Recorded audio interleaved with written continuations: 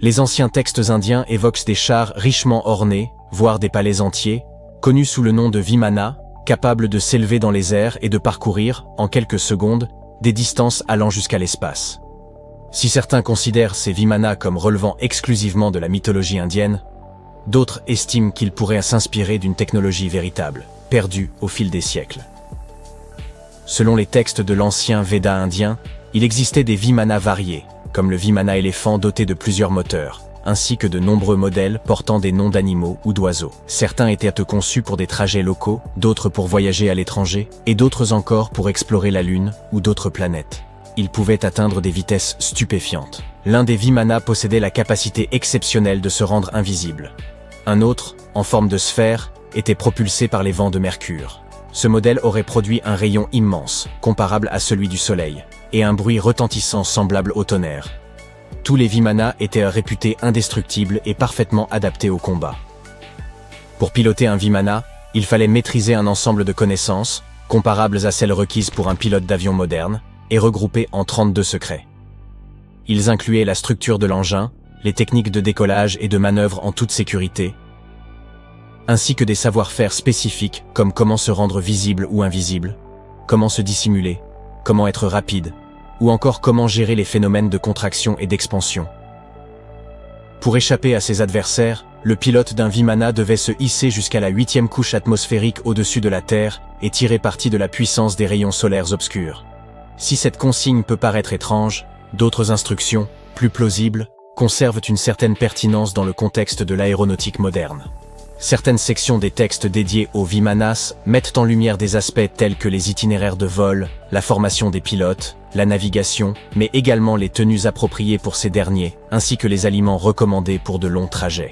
Ces écrits recèlent également des informations techniques détaillées sur l'utilisation de métaux absorbant la chaleur, les types de métaux employés et leurs points de fusion. Les défenseurs de l'idée que les Vimanas étaient plus que de simples mythes estiment que les anciens Indiens n'auraient probablement pas consacré autant de précision à une vulgaire légende. Ainsi, ces palais volants pourraient avoir été réels et extraordinairement en avance sur leur temps, à l'image de nombreuses autres inventions indiennes.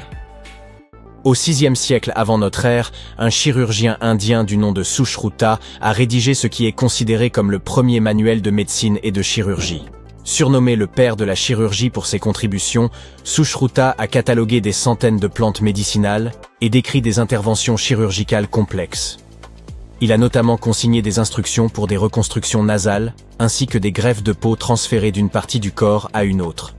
La technique originale de rhinoplastie, qui consistait à prélever un fragment de peau sur le front pour reconstruire un nez, demeure utilisée aujourd'hui. Toutefois, à l'époque, cette intervention répondait à des besoins très différents de ceux d'impressionner le public des réseaux sociaux. Ces chirurgies étaient destinées à aider des individus ayant perdu leur nez en raison d'un châtiment ou de blessures subies au combat.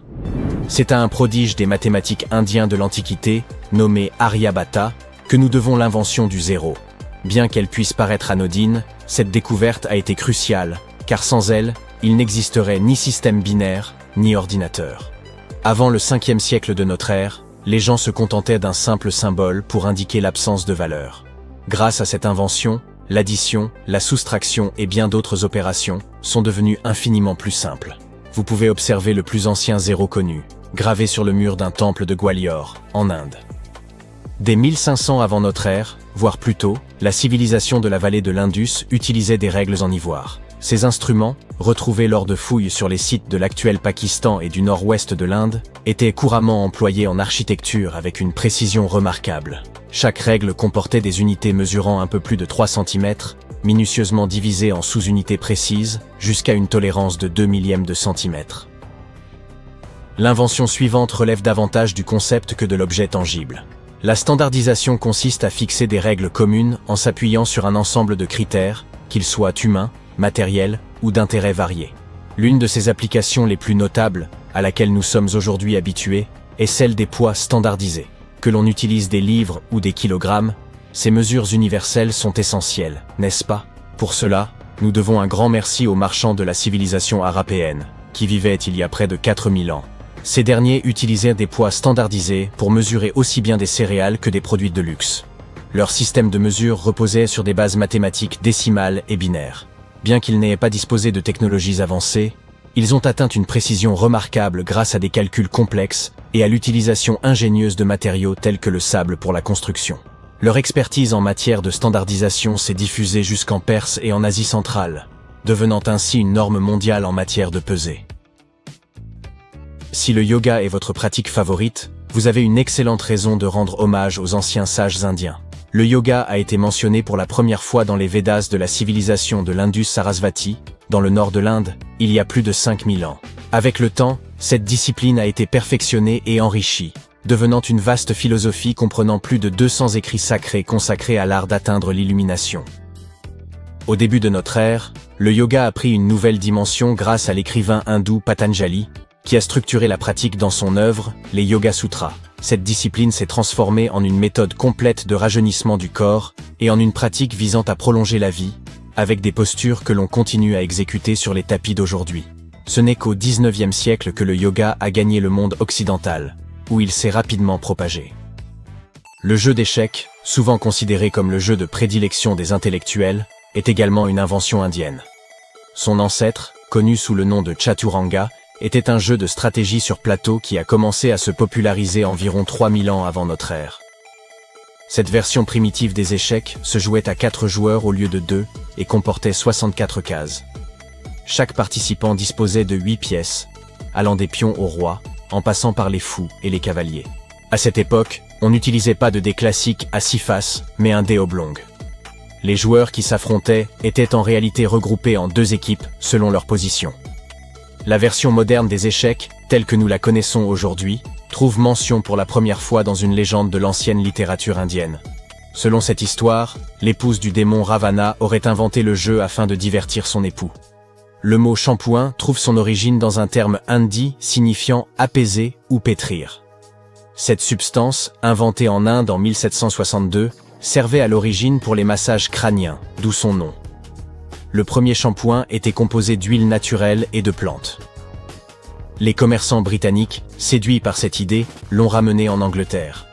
Puis il aura fallu plusieurs années pour que cette huile de massage évolue en shampoing tel que nous le connaissons aujourd'hui, mais son origine reste indienne. Contrairement aux Grecs anciens, qui portèrent des peaux d'animaux, les Indiens ont commencé à cultiver le coton dès les 5e et 4e siècles avant notre ère. Ils utilisaient des fils de coton pour fabriquer des textiles, qui devinrent rapidement très prisés en Méditerranée et au-delà. Le jute et la laine trouvent également leurs racines en Inde. Le Cachemire, célèbre pour être la laine la plus fine et la plus luxueuse, provient de la région du même nom, située à la frontière de l'Inde, du Pakistan et de la Chine. Quant aux boutons ornant ces vêtements de Cachemire, ils ont également une origine indienne. Il y a environ 5000 ans, la civilisation de la vallée de l'Indus transformait des coquillages en forme géométrique percés de petits trous. Ces ornements, d'abord purement décoratifs, furent ensuite utilisés pour attacher les vêtements. Lorsque l'on évoque les pionniers de la communication radio, le nom de Marconi est souvent celui qui domine. En 1909, il a même reçu le prix Nobel de physique pour ses travaux révolutionnaires. Pourtant, un autre génie, longtemps resté dans l'ombre, mérite d'être reconnu. Sir Jagdish Chandra Bose. Dès 1895, Bose a démontré le potentiel des ondes de communication radio. Lors d'une expérience à l'hôtel de ville de Calcutta, il a transmis une onde électromagnétique sur une distance de 23 mètres, traversant des murs, déclenchant une cloche et enflammant même de la poudre à canon. Marconi s'est inspiré de l'invention de Bose, le cohéreur à mercure, pour développer sa propre radio bidirectionnelle. Hélas, Bose n'a pas breveté son invention, et il n'a obtenu la reconnaissance de son génie qu'1 siècle plus tard. La plupart des gens savent que les pyramides ont été construites pour servir de tombeau aux pharaons, afin de leur assurer un voyage sans encombre vers l'au-delà.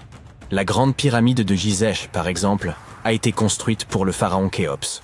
Mais ce que la plupart des gens ignorent, c'est que cette tradition de construction de pyramides a commencé ici même, avec la pyramide à degrés de Djeser, il y a environ 4700 ans. Cette structure massive a été construite pour le pharaon Djeser, un souverain de la 3e dynastie égyptienne. Elle s'élève sur 6 niveaux au-dessus du sol et mesure environ 60 mètres de haut. Aujourd'hui, nous la considérons comme un projet architectural phénoménal. Mais pour les anciens Égyptiens, la pyramide à degrés de Djeser représentait plutôt une vaste expérience. Un essai, si l'on peut dire, destinées à perfectionner leurs compétences en matière de construction, avant de passer à des pyramides encore plus ambitieuses. Atteindre de nouveaux sommets est très excitant, mais le véritable mystère réside dans ce qui se passe sous terre. Dans le labyrinthe souterrain de cette pyramide, un réseau de tunnels s'étend sur environ 5,5 km. Certains chercheurs pensent que ces tunnels pourraient avoir fait partie d'un système d'adduction d'eau très sophistiqué, et cela pourrait changer complètement notre vision de la construction des pyramides. Parlons de ce complexe massif situé à Saqqara. Autour de la pyramide, il y a ce qu'on appelle une douve sèche, une tranchée continue qui fait environ 50 mètres de large et près de 3 km de long. Elle forme une sorte de rectangle autour de la pyramide. Cette tranchée a une profondeur moyenne d'une vingtaine de mètres. Si l'on additionne toute la terre et la roche creusée pour créer cette douve, cela représente environ 10 fois le volume de la pyramide elle-même. Pendant longtemps, les gens ont pensé que cette tranchée n'était rien d'autre qu'une immense carrière, un endroit où l'on avait extrait de la pierre et de l'argile pour construire la pyramide à degrés. C'est logique, non? Mais en y regardant de plus près, on s'est aperçu qu'il n'en était rien. La tranchée est trop étroite et trop profonde pour avoir été exploitée, et son tracé ne correspond à rien de ce que nous savons des méthodes d'extraction de l'Égypte ancienne. De plus, certaines sections de la tranchée sont recouvertes d'un plafond rocheux, ce qui aurait rendu son utilisation comme carrière pratiquement impossible. Une théorie suggère que la douve sèche avait une signification spirituelle. Il s'agissait peut-être d'un lieu sacré, où les âmes des nobles se réunissaient pour servir le roi défunt dans l'au-delà. Des niches dans les murs évoquent bien cette fonction spirituelle. Mais la plupart des chercheurs pensent qu'elle n'a été développée que bien plus tard, longtemps après la construction du complexe. Alors, à quoi la douve servait-elle vraiment? En 2020, un chercheur a émis une idée assez intrigante. Il est possible que cette tranchée ait été conçue pour recueillir et canaliser l'eau, en particulier après de fortes pluies. Cela semble logique si l'on considère son emplacement. La douve se trouve dans une zone qui aurait facilement pu être inondée par les eaux de ruissellement provenant des plaines voisines. Cela pourrait également expliquer pourquoi la tranchée n'a été utilisée pour de nouvelles tombes que bien plus tard, lorsque le climat est devenu plus sec et le site moins sujet aux inondations. Mais l'histoire devient encore plus fascinante, car cette tranchée semble faire partie d'un système hydraulique plus vaste et plus élaboré à l'intérieur du complexe de Djéser. C'est comme si elle comportait plusieurs compartiments, soigneusement taillés dans la roche et reliés par des tunnels. Ces compartiments faisaient probablement partie d'un système de traitement de l'eau. L'eau s'écoulait d'un compartiment à l'autre, se purifiant au fur et à mesure qu'elle progressait. C'est ici que les choses commencent à se rattacher à la pyramide elle-même. Le complexe de Djéser comporte une série de puits souterrains, et certains chercheurs pensent que l'eau de la douve a pu être utilisée pour alimenter un système d'ascenseur hydraulique. Cet ascenseur hydraulique géant aurait alors servi à soulever les lourdes pierres nécessaires à la construction de la pyramide. Il fonctionnait comme un volcan, mais au lieu de lave, c'est de l'eau qui soulevait les blocs de pierre. Imaginez un grand trou profond dans le sol au centre du site de la pyramide. À l'intérieur de ce trou, il y avait une énorme plateforme en bois, un peu comme un radeau géant qui pouvait monter et descendre.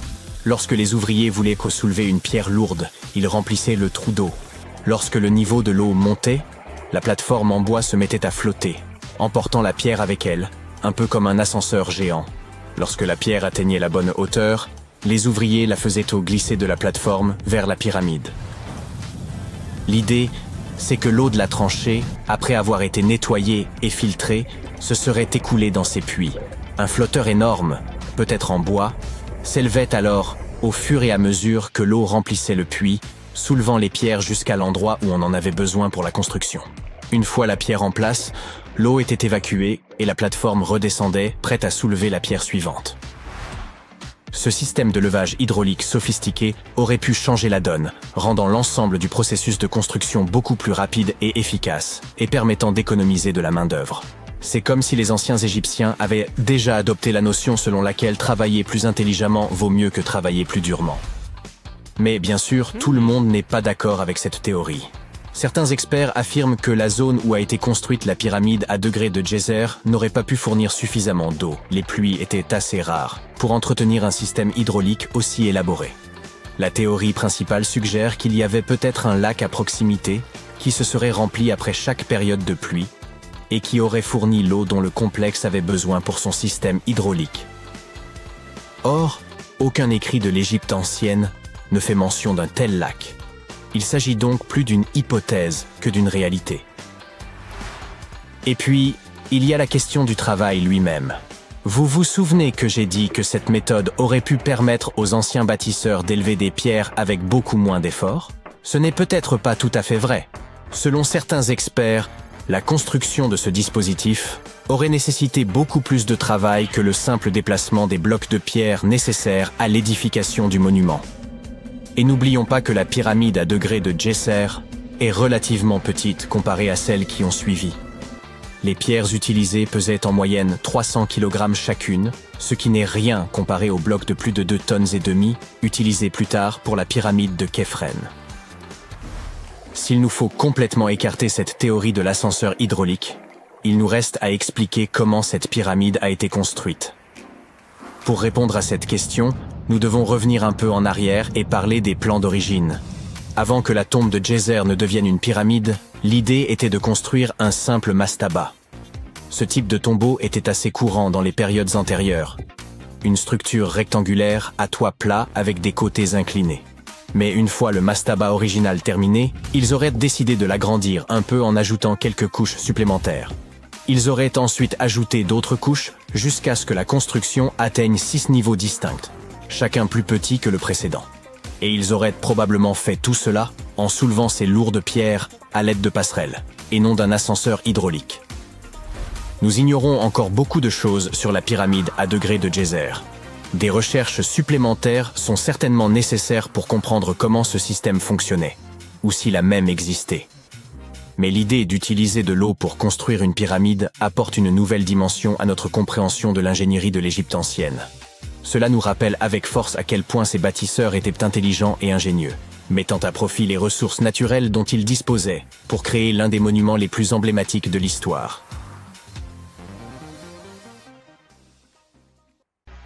Nous sommes en 1898 et tu participes à des fouilles à Saqqara. Cet endroit, situé non loin du Caire, regorge de tombes anciennes et de pyramides. En bon aventurier, tu espères trouver quelque chose de vraiment cool et devenir célèbre. De l'or, des manuscrits, des cartes au trésor, des momies de pharaons. Mais tu trouves un oiseau en bois. Tu es très déçu. Ça ressemble à un simple jouet. Un jouet ancien, mais un jouet tout de même. Tu es alors loin de te douter que, dans quelques années, quelqu'un affirmera qu'il s'agit en fait d'un ancien monoplan. Cet objet, surnommé l'oiseau de Saqqara, est en bois de sycomore. Il a une envergure d'à peine 18 cm et pèse environ 40 grammes. Un beau souvenir de ton voyage en Égypte, à mon avis. Il a plus de 2000 ans et est assez simple, sans plumes gravées ni aucune autre décoration. Il a cependant un bec et des yeux, ce qui le fait un peu ressembler à un faucon, l'emblème du dieu Horus. Sa queue a quelque chose d'inhabituel, elle est carrée, étrangement droite, et on dirait qu'une pièce aujourd'hui manquante venait autrefois la compléter. Nous adorons résoudre les mystères, du coup, plusieurs théories ont été avancées au sujet de cet oiseau. La première, toute simple, est qu'il s'agissait d'un objet cérémoniel. La deuxième idée est qu'il s'agissait du jouet d'un enfant né dans une famille aisée. Il pourrait s'agir d'une sorte de boomerang, très populaire dans l'Égypte ancienne. Enfin, selon une autre théorie, l'oiseau aurait été utilisé comme girouette. Mais cette théorie n'a pas été retenue, car la figurine ne présente aucun trou ou marquage, à l'exception de celui qui a été fait au musée du Caire pour la fixer sur son socle. Il n'y avait donc jadis aucun moyen de l'accrocher. Près d'un siècle après la découverte de l'oiseau, l'égyptologue Khalil Messia a proposé une nouvelle théorie selon laquelle il pourrait s'agir d'un modèle de monoplan. Selon lui, il manquait à l'oiseau un empennage horizontal. Par ailleurs, ses ailes étaient placées à angle droit, comme celles des avions modernes. Cela aurait pu servir à générer la portance aérodynamique nécessaire au vol. Le docteur Messia a également affirmé qu'il était courant à l'époque de placer des modèles miniatures d'inventions technologiques dans les tombes. Les anciens Égyptiens ont-ils vraiment inventé l'avion en 200 avant notre ère? Cela aurait beaucoup contrarié les frères Wright, que l'on considère comme les inventeurs de l'aviation. Ils n'ont effectué leur premier vol qu'en 1903. Afin de nous en assurer, il nous faudrait tester le modèle. Mais le musée égyptien ne laisserait probablement personne lancer en l'air cette précieuse pièce de collection. C'est pourquoi le concepteur de planeur, Martin Grégory, a construit un modèle similaire, cette fois en balsa, et a pu conclure que même avec un empennage horizontal, cet avion n'était pas très performant. Affaire résolue. Et non. Une chaîne de télévision n'a pas trouvé cela convaincant et a donc invité un expert en aérodynamique à construire une autre réplique de notre oiseau. Il l'a testé dans des conditions similaires à celles de l'Égypte ancienne, et a été impressionné par ses capacités. Ainsi, si le prototype d'un avion a bien été inventé à l'époque des pharaons, il s'agirait d'un OPART, ou objet manufacturé incongru, en français. Soit un objet anachronique, en avance sur son temps en termes de technologie ou d'histoire. Et l'oiseau de Saqqara n'est pas le seul exemple d'une telle chose. En 1901, un groupe de plongeurs a découvert la machine d'Anticythère dans une épave sous-marine près de l'île grecque du même nom. On l'a surnommée le premier ordinateur analogique du monde. Et on pense qu'elle date d'environ 100 ans avant notre ère. Le mécanisme en bronze pouvait indiquer la position du Soleil, de la Lune, des planètes et des étoiles, ainsi que les phases lunaires, les dates des prochaines éclipses solaires, et même la vitesse à laquelle la Lune se déplace dans le ciel. Personne ne sait exactement qui l'a utilisé, ni comment ou où il a été fabriqué. Mais il est évident qu'il était extrêmement précis et bien trop avancé pour son époque. Les premières toilettes à chasse d'eau ont-elles été inventées au XXe siècle? Et non. Les Minoens de Crète et la civilisation de la vallée de l'Indus ont mis au point cette super invention à peu près à la même époque, il y a environ 4000 ans. Leur modèle de plomberie était si bien conçu qu'il a fallu attendre 2000 ans avant de voir apparaître quelque chose d'aussi performant. Une ancienne toilette minoenne a été découverte dans le palais de Knossos. Elle était équipée d'un siège de bois placé juste au-dessus d'un tunnel qui conduisait l'eau d'un réservoir vers un égout souterrain. D'autres toilettes nécessitaient un apport d'eau à l'aide de cruches. Seuls les riches pouvaient s'offrir un tel luxe. À l'époque, si tu possédais un bien immobilier, les toilettes chasse d'eau étaient le signe de ton appartenance aux plus hautes sphères. Les portes automatisées étaient une chose nouvelle en 1931. Mais la technologie qu'elles utilisent est en fait beaucoup plus ancienne. Elle date du 1er siècle de notre ère. Le mathématicien et ingénieur Héron d'Alexandrie imagina à cette époque un système capable d'ouvrir et de fermer les portes. Pour faire fonctionner son invention, il fallait allumer un feu. Un pot en laiton était placé sous le feu, à moitié rempli d'eau. Le pot était ensuite relié à des récipients qui servirent de poids. Grâce à la chaleur, l'eau se déplaçait dans les récipients qui descendaient et tiraient sur les cordes. Rien à voir avec une porte de supermarché qui s'ouvre et se ferme grâce à l'électricité. La porte de Héron mettait des heures à s'ouvrir, et il n'y avait aucun moyen d'arrêter le processus. C'est pourquoi on n'ouvrait les portes qu'une fois par jour, avant que les gens n'entrent dans les temples. Cela ajoutait un peu de mystère aux cérémonies. Incroyable. Il semblerait que la toute première batterie ait été inventée à Bagdad, il y a environ 2000 ans. Un archéologue allemand a découvert une jarre d'argile de forme ovale en 1938. Les scientifiques ne savent toujours pas à quoi elle servait ni qui l'a inventée. Selon une théorie, elle aurait été utilisée pour galvaniser des objets avec des métaux précieux. Lorsqu'elle était remplie d'un acide faible, comme du vinaigre, la batterie produisait environ 1 volt. Selon une autre théorie, il s'agirait d'un récipient destiné à recevoir des rouleaux sacrés. Que dirais-tu de lentilles de contact conçues par Léonard de Vinci? En 1508, il inventa une lentille de verre munie d'un petit entonnoir. Il n'y avait qu'à verser de l'eau à l'intérieur, et cela améliorait la vision. Mais ce n'était pas super pratique. 100 ans plus tard, René Descartes décida d'améliorer cette idée. On dit lentilles de contact, parce qu'elles sont censées entrer en contact avec les yeux, tu vois? Ce tube de verre rempli de liquide permettait une meilleure vision.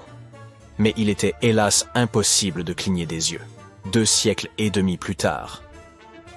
La technologie du verre permit aux scientifiques de concevoir des lentilles qui s'inséraient dans l'œil et permettaient même à leurs porteurs de cligner des yeux. Une belle invention. Toutefois, ces lentilles étaient fabriquées en verre soufflé et l'œil ne pouvait pas respirer.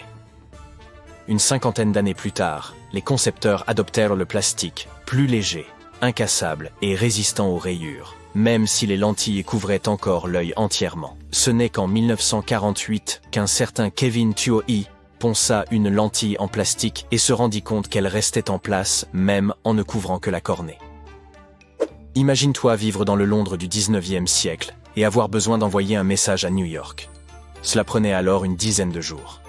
Du coup, lorsqu'en 1858 les délais passèrent de quelques jours à quelques heures, ce fut une véritable révolution. Le premier message fut envoyé par la reine Victoria elle-même, grâce à un câble télégraphique transatlantique qui passait sous l'océan. Hélas, cette invention ne survécut que quelques semaines. Et il fallut attendre des années pour qu'on puisse à nouveau s'en servir. Il fait nuit, et tu t'apprêtes à pénétrer dans la dernière demeure du pharaon Toutankhamon. Tu n'as pas de torche, mais tu t'es au moins muni d'une lampe de poche. Tu descends plusieurs étages et tu remarques que les murs sont gravés de hiéroglyphes et de ce qui ressemble à un sort. Le sort dit « Ceux qui emporteront quoi que ce soit de cet endroit seront maudits ». Même si tu n'y crois pas vraiment, ça te fait un peu peur. Tu trouves une énorme porte en pierre. Est-ce un piège? Tu réussis à l'ouvrir, mais non, derrière, la salle est vide. Tu consultes ta carte. Il semble que tu suives la bonne direction. Au bout de plusieurs heures, tu comprends que tu es pris au piège dans un labyrinthe. Tu essayes de revenir sur tes pas, mais tu ne trouves plus la porte par où tu es entré. Ça y est, te dis-tu, tu es tombé dans le piège du pharaon. Et tu n'as rien apporté à manger. Nous avons tous vu des films hollywoodiens dans lesquels le personnage principal explore des ruines et se trouve confronté à des pièges très dangereux, n'est-ce pas? On nous a répété que la royauté égyptienne protégeait ses dernières demeures à l'aide de scorpions et de serpents venimeux, de portes coulissantes qui vous emprisonnent à vie et d'immenses rochers qui écrasent tous ceux qui se trouvent sur leur chemin. Mais ces pièges étaient-ils vraiment réels? Je regrette d'avoir à te l'annoncer, mais il ne s'agit que de fiction. Ces pièges sont trop complexes techniquement pour que des civilisations anciennes aient pu les concevoir. Mais ça ne veut pas dire qu'il n'y avait pas de pièges du tout. Les civilisations anciennes, comme celles des Égyptiens et des Mayas, construisaient des monuments qu'elles dédiaient à leurs grands morts. Ces structures témoignaient souvent de la position qu'occupait la personne dans la société. Ainsi, pour les personnes vraiment importantes, les VIP de leur époque, on bâtissait d'immenses monuments qui abriteraient leurs dépouilles longtemps après leur disparition. Certaines de ces civilisations croyaient que la vie se poursuivait de l'autre côté du voile. C'est pourquoi on enterrait les gens avec leurs possessions. S'ils étaient riches et puissants, les sépultures étaient remplies d'or et de richesses. Imagine maintenant que tu vives en Égypte ancienne. Tu sais exactement où se trouvent tous les tombeaux des pharaons et tu as entendu des rumeurs sur les grandes richesses conservées dans ces lieux. Peut-être serais-tu tenté d'aller y jeter un coup d'œil? Il s'agit de grandes salles remplies du sol au plafond d'objets d'or, de bijoux et même d'argent. C'est vrai, c'est tentant. Et comme il n'y avait pas de gardien pour protéger l'entrée de ces lieux, les Égyptiens devaient faire preuve d'imagination pour préserver ces trésors. Les pièges étaient une solution très pratique. On construisait par exemple des salles vides à l'intérieur des monuments afin de confondre les voleurs. Examinons la dernière demeure d'Amenhotep III. Elle fut construite dans la ville de Luxor, dans un wadi secondaire de la vallée des rois. 2 ingénieurs français ont découvert le monument entre 1905 et 1914. Cette structure est immense et comporte plus de 10 salles reliées entre elles par de longs couloirs et de raides escaliers. La salle du roi est la mieux dissimulée, et avant de la trouver, un étranger sera perdu plusieurs fois dans ce sombre dédale. D'autres pharaons ont tenté de protéger leurs richesses en faisant construire des monuments dont les faux planchers dissimulaient des trous d'une profondeur pouvant aller jusqu'à 6 mètres. Les visiteurs indésirables étaient ainsi découragés dans leurs recherches en voyant s'ouvrir le sol en chemin vers la chambre du roi. Outre les faux planchers, ils excellaient à construire de véritables labyrinthes de couloirs et de fausses murailles. Et les voleurs pouvaient mettre des heures avant de trouver la riche sépulture. Quant aux serpents venimeux, il est probable qu'ils soient venus d'eux-mêmes s'installer dans les fosses de ces monuments. Et sans doute ne restaient-ils pas très longtemps. Comment ces reptiles auraient-ils pu survivre des années durant sans nourriture dans cet obscur intérieur ? Oui, il s'agit donc bien encore d'une légende inventée par Hollywood. Si ces pièges te paraissaient ennuyeux, les archéologues ont trouvé un moyen de dissuasion intéressant dans la dernière demeure de la Reine Rouge de Palenque, au Mexique. Palenque était l'une des puissantes cités mayas du Mexique précolombien.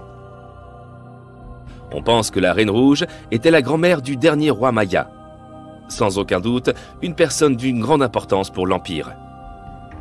En son honneur, un immense monument fut construit pour conserver son corps après sa mort. La découverte de la tombe elle-même a été un véritable événement. Les archéologues ont trouvé un ancien monument en creusant sur le site en 1994. Ils ont d'abord vu une salle avec une porte cachée. Une fois la porte ouverte, ils ont découvert un long couloir. Enfin, au bout de ce couloir, se trouvait la chambre de la reine. Les archéologues étaient impatients de mettre au jour cette salle contenant la momie de la reine. Elle était entourée de perles, de coquillages de jade et de pierres précieuses. Mais en explorant les vestiges, l'équipe a remarqué quelque chose d'assez étrange. La pièce était couverte de poudre rouge. Les chercheurs connaissaient l'importance de cette couleur pour le peuple maya et savaient qu'ils s'en servaient pour décorer leurs vêtements et leurs bâtiments. Mais ils ne comprenaient pas la présence de cette substance inconnue dans la sépulture de la reine. Après en avoir rapporté un échantillon pour une analyse approfondie, ils ont découvert que cette poudre était du cinabre, un minéral très nocif. Cette poudre, lorsqu'elle est inhalée, peut causer de graves dommages à la santé d'une personne. L'équipe a conclu qu'il ne pouvait s'agir que d'un piège pour ceux qui tenteraient de s'emparer de ces richesses. Les poudres toxiques sont peut-être les pièges les plus efficaces que nous ayons vus jusqu'à présent. Mais le moyen le moins onéreux d'éloigner les visiteurs indésirables était peut-être d'inscrire des sortilèges sur les surfaces des monuments. Nous en ririons probablement aujourd'hui, mais à l'époque, cela marchait extrêmement bien. Les sorts disaient généralement que quiconque emporterait quoi que ce soit connaîtrait un destin funeste. Certaines formules promettaient aux voleurs qu'ils perdraient leur maison dans de grands incendies ou de terribles inondations, d'autres que les malfaiteurs auraient des problèmes de santé incurables. Mais rien de tout ça n'a suffi à dissuader les pilleurs. D'étranges histoires semblent attester de la réalité de ces sortilèges. L'une d'entre elles est celle du célèbre égyptologue britannique Howard Carter, responsable de la découverte de la tombe du pharaon Toutankhamon dans les années 1920. Après des mois de fouilles infructueuses, Carter a découvert cette sépulture par hasard. Il a trouvé l'entrée d'un escalier sous le sol dans lequel il creusait depuis des mois. Aidé d'une équipe, il a dégagé les amas de sable qui en bloquaient l'entrée et a découvert une porte. Plusieurs symboles étaient gravés sur celle-ci. Et Carter savait que cela ne pouvait que signifier qu'une personne très importante avait été enterrée à cet endroit. Et il avait raison. À l'aide de son burin, il fit un trou dans le coin supérieur gauche de la porte en s'éclairant à la flamme d'une bougie. Il n'en croyait pas ses yeux. Devant lui, de nombreux objets d'or ainsi que des joyaux brillaient de tout leur feu. Carter venait de découvrir la dernière demeure de Toutankhamon, perdue depuis 3000 ans. Mais l'histoire ne s'arrête pas là. Cette découverte s'accompagna d'une série d'événements malheureux qui portent à croire qu'un sort avait été jeté. Quelques années plus tard, Carter mourut mystérieusement. Et certains de ses assistants perdirent leur maison dans des inondations, tout comme l'une des formules le promettait. Certaines personnes croient qu'il s'agit de simples coïncidences, car il n'y a aucune preuve du lien entre ces différents événements. Et toi, qu'est-ce que tu en penses? Était-ce un bon piège après tout? Vous voilà enfin arrivé. Le soleil darde ses rayons ardents et la soif vous tenaille. Votre esprit ne peut s'empêcher de penser à l'eau et aux ossements qui gisent sous vos pieds. Vous errez à travers le Sahara, le plus vaste désert chaud de la planète. En ce moment, vous traversez une étendue de sable appelée la vallée des baleines. Sur ces 200 km², le sol est si densément parsemé de fossiles qu'il est impossible de ne pas marcher dessus. Le paléontologue Hesham Salam décrit cette scène comme typique de la région. Les ossements émergent des falaises, semblant presque vous inviter à les examiner. Des côtes éparpillées jonchent le sol, et ces vertèbres gigantesques attirent votre regard. Imaginez la créature à laquelle elles appartenaient. Elles pouvaient atteindre jusqu'à 20 mètres de long. Les fossiles révèlent un corps profilé rappelant celui des baleines modernes, tout en conservant des traits ancestraux, tels que des pattes arrière et des pieds. Pour les scientifiques, cela pourrait indiquer la découverte d'un squelette complet d'une baleine préhistorique, une créature qui peuplait cette région lorsque l'Égypte était submergée par les eaux. Aujourd'hui, la vallée des baleines constitue le plus grand cimetière mondial de baleines anciennes. Vous pourriez vous interroger sur la présence de créatures marines en plein désert, à plus de 100 km de la côte la plus proche. Eh bien, il y a des millions d'années, ce désert formait le fond d'un immense océan, la Thétis, qui s'étendait de l'Europe jusqu'à l'Inde. Lorsque le niveau des eaux a baissé, l'océan a laissé derrière lui un ancien fond marin, désormais jonché de fossiles. Les fossiles de certaines des plus anciennes espèces de baleines connues reposent ici, offrant aux chercheurs une perspective unique sur l'évolution des gigantesques cétacés modernes. Ces vestiges sont d'une précision remarquable, certains conservant même des contenus stomacaux intacts. Les scientifiques ont également mis au jour des fossiles d'anciens requins, crocodiles et tortues, permettant de reconstituer l'apparence de ce monde marin disparu depuis des millions d'années. Les premiers ossements de baleines furent découverts en 1902, mais ce n'est qu'à partir des années 80 que la région fut réellement explorée, lorsque son accès s'améliora. Malheureusement, avant que le site ne bénéficie d'une protection officielle, plusieurs vestiges furent prélevés par des collectionneurs. La majorité des fossiles, à peine enfouis sous la surface, sont progressivement mis au jour par l'érosion. La vallée des baleines offre une fenêtre fascinante sur des millions d'années de vie côtière ancienne. Mais avançons davantage. Les fossiles d'anciennes baleines ne constituent pas l'unique découverte qui vous attend aujourd'hui. Pendant plus de 150 ans, les scientifiques ont été intrigués par une créature étrange ayant vécu il y a des millions d'années. Grâce à d'exceptionnels fossiles mis au jour au Maroc, le mystère est enfin résolu. Regardez plutôt, ces créatures portent le nom de stylophores. Elles ressemblaient à une armure aplatie d'où émergeait un long bras. Les chercheurs ont découvert ces spécimens en 2014 et ont été stupéfaits. Les fossiles remontaient à environ 478 millions d'années. Près de 450 spécimens ont été retrouvés et, fait rarissime, certains présentaient encore des tissus mous préservés. Jusqu'alors, les stylophores étaient uniquement connus via leur partie dure et, initialement, les scientifiques les considéraient comme de simples échinodermes, à l'image des oursins et des étoiles de mer. Mais de récentes découvertes révèlent qu'ils possédaient un corps central et un bras nourricier, semblable à celui des étoiles de mer, équipés d'un système vasculaire aquifère facilitant leur déplacement et leur alimentation. Cette découverte met fin à un débat de longue date concernant la place des stylophores dans l'arbre phylogénétique. Nous savons désormais qu'ils sont apparentés aux échinodermes, mais qu'ils s'en distinguent par l'absence d'une symétrie à 5 rayons. Venez admirer ce fossile gigantesque. Découvert dans le Sahara, il a permis aux scientifiques d'approfondir leurs connaissances sur le spinosaure, le plus grand dinosaure carnivore connu. Ces vestiges, datant de 95 millions d'années, confirment qu'il s'agissait aussi du premier dinosaure nageur identifié. Le spinosaure possédait des pieds plats en forme de pagaie et des narines situées au sommet de son crâne, semblables à celui d'un crocodile, des caractéristiques idéales pour la vie aquatique. Ce dinosaure étonnant, avec son long cou, son tronc, sa queue et une crête de 2 mètres sur le dos, passait vraisemblablement beaucoup de temps dans l'eau. Avec une longueur dépassant les 15 mètres, il pourrait même avoir été plus imposant que le tyrannosaure. Les premiers restes de spinosaures ont été découverts en Égypte il y a environ un siècle, mais ce n'est qu'avec ce fossile marocain que les scientifiques ont pu reconstruire l'anatomie de cet incroyable dinosaure. Les chercheurs ont porté une attention particulière à ses membres postérieurs raccourcis et à ses larges griffes, des adaptations typiques de la vie aquatique. Son museau allongé et la densité de ses os confirment également ses aptitudes de nageur, tandis que sa crête devait probablement jouer un rôle dans l'attraction de partenaires.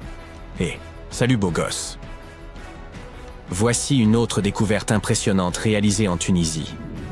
Des restes de Machimosaurus rex. Considéré jusqu'à présent comme le plus grand crocodile jamais identifié, ce reptile ancien mesurait près de 10 mètres de long pour un poids d'environ 3 tonnes. Il régnait en prédateur dominant il y a environ 130 millions d'années, avec un crâne mesurant plus d'1,50 m. Cette découverte est significative, car elle prouve que ces crocodiles ont survécu bien plus longtemps qu'on ne le pensait. Avant cela, les scientifiques estimaient qu'ils avaient disparu lors d'un épisode mineur d'extinction entre les périodes Jurassique et Crétacé. Revenons au fait que le Sahara, autrefois recouvert d'eau, abritait certaines des créatures marines les plus gigantesques jamais connues. Une étude parue dans le bulletin du Muséum américain d'histoire naturelle mentionne un ancien plan d'eau appelé la voie maritime transsaharienne. Il aurait existé entre 100 et 50 millions d'années auparavant et s'étendait sur une partie de l'Afrique de l'Ouest. Les scientifiques ont passé près de 2 décennies à reconstituer cet écosystème préhistorique. Ils ont découvert qu'il était chaud et peu profond, accueillant des créatures terrifiantes telles que des silures d'1,50 m et des serpents de mer de 12 mètres. Effrayant, non? Ce réseau maritime, isolé des grands océans pendant de longues périodes, aurait favorisé l'augmentation de la taille de ses prédateurs, grâce à une disponibilité constante des ressources. C'est un cas classique d'évolution, conduisant au phénomène que les scientifiques nomment gigantisme, dans des environnements isolés. Par ailleurs, toute cette eau n'a pas disparu sans laisser de traces. Sous les dunes du Sahara, les chercheurs ont mis au jour un gigantesque lac ancien surnommé Mégalac, un nom bien mérité. Ce lac s'est formé il y a environ 250 000 ans, lorsque le Nil a inondé l'est du Sahara. À son apogée, il couvrait plus de 100 000 km², soit environ la moitié de la superficie du Kansas.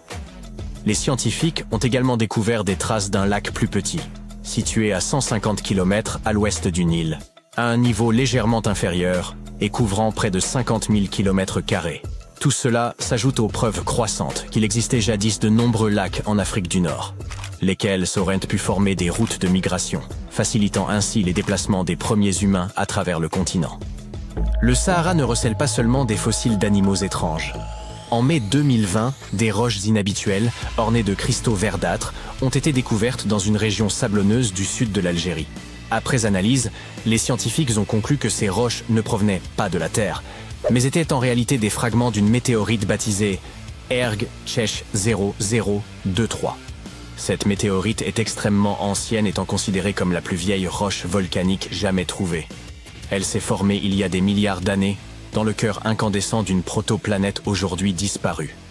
Une étude récente, publiée dans Nature Communications, a révélé que l'analyse des isotopes de plomb et d'uranium présents dans Erg Chech 002 a permis de la dater à plus de 4,5 milliards d'années. Une autre découverte intrigante réalisée dans le Sahara s'est avérée totalement inattendue. Les scientifiques y ont mis au jour ce qu'ils estiment être les couleurs les plus anciennes au monde, d'un rose éclatant. Ces pigments, extraits de roches vieilles d'environ 1,1 milliard d'années, proviennent de micro-organismes, à une époque où les animaux n'existaient pas encore. Cette découverte a été réalisée par un doctorant, qui a broyé les roches anciennes et étudié leurs pigments. Ces derniers se sont avérés être une chlorophylle ancienne issue d'organismes photosynthétiques qui vivaient dans un océan depuis longtemps disparu. Les chercheurs sont désormais convaincus que cette découverte pourrait nous éclairer sur la raison pour laquelle des organismes plus grands et plus complexes sont apparus bien plus tard dans notre histoire. Avant que ces pigments roses ne soient découverts, les scientifiques ignoraient ce qui freinait l'évolution des grands animaux dans la chaîne alimentaire. Ils comprennent désormais que des cyanobactéries microscopiques se trouvaient à la base de cette chaîne. Cette découverte ne se limite pas à l'identification de pigments anciens, mais représente une avancée majeure dans la compréhension de l'histoire de la vie sur notre planète.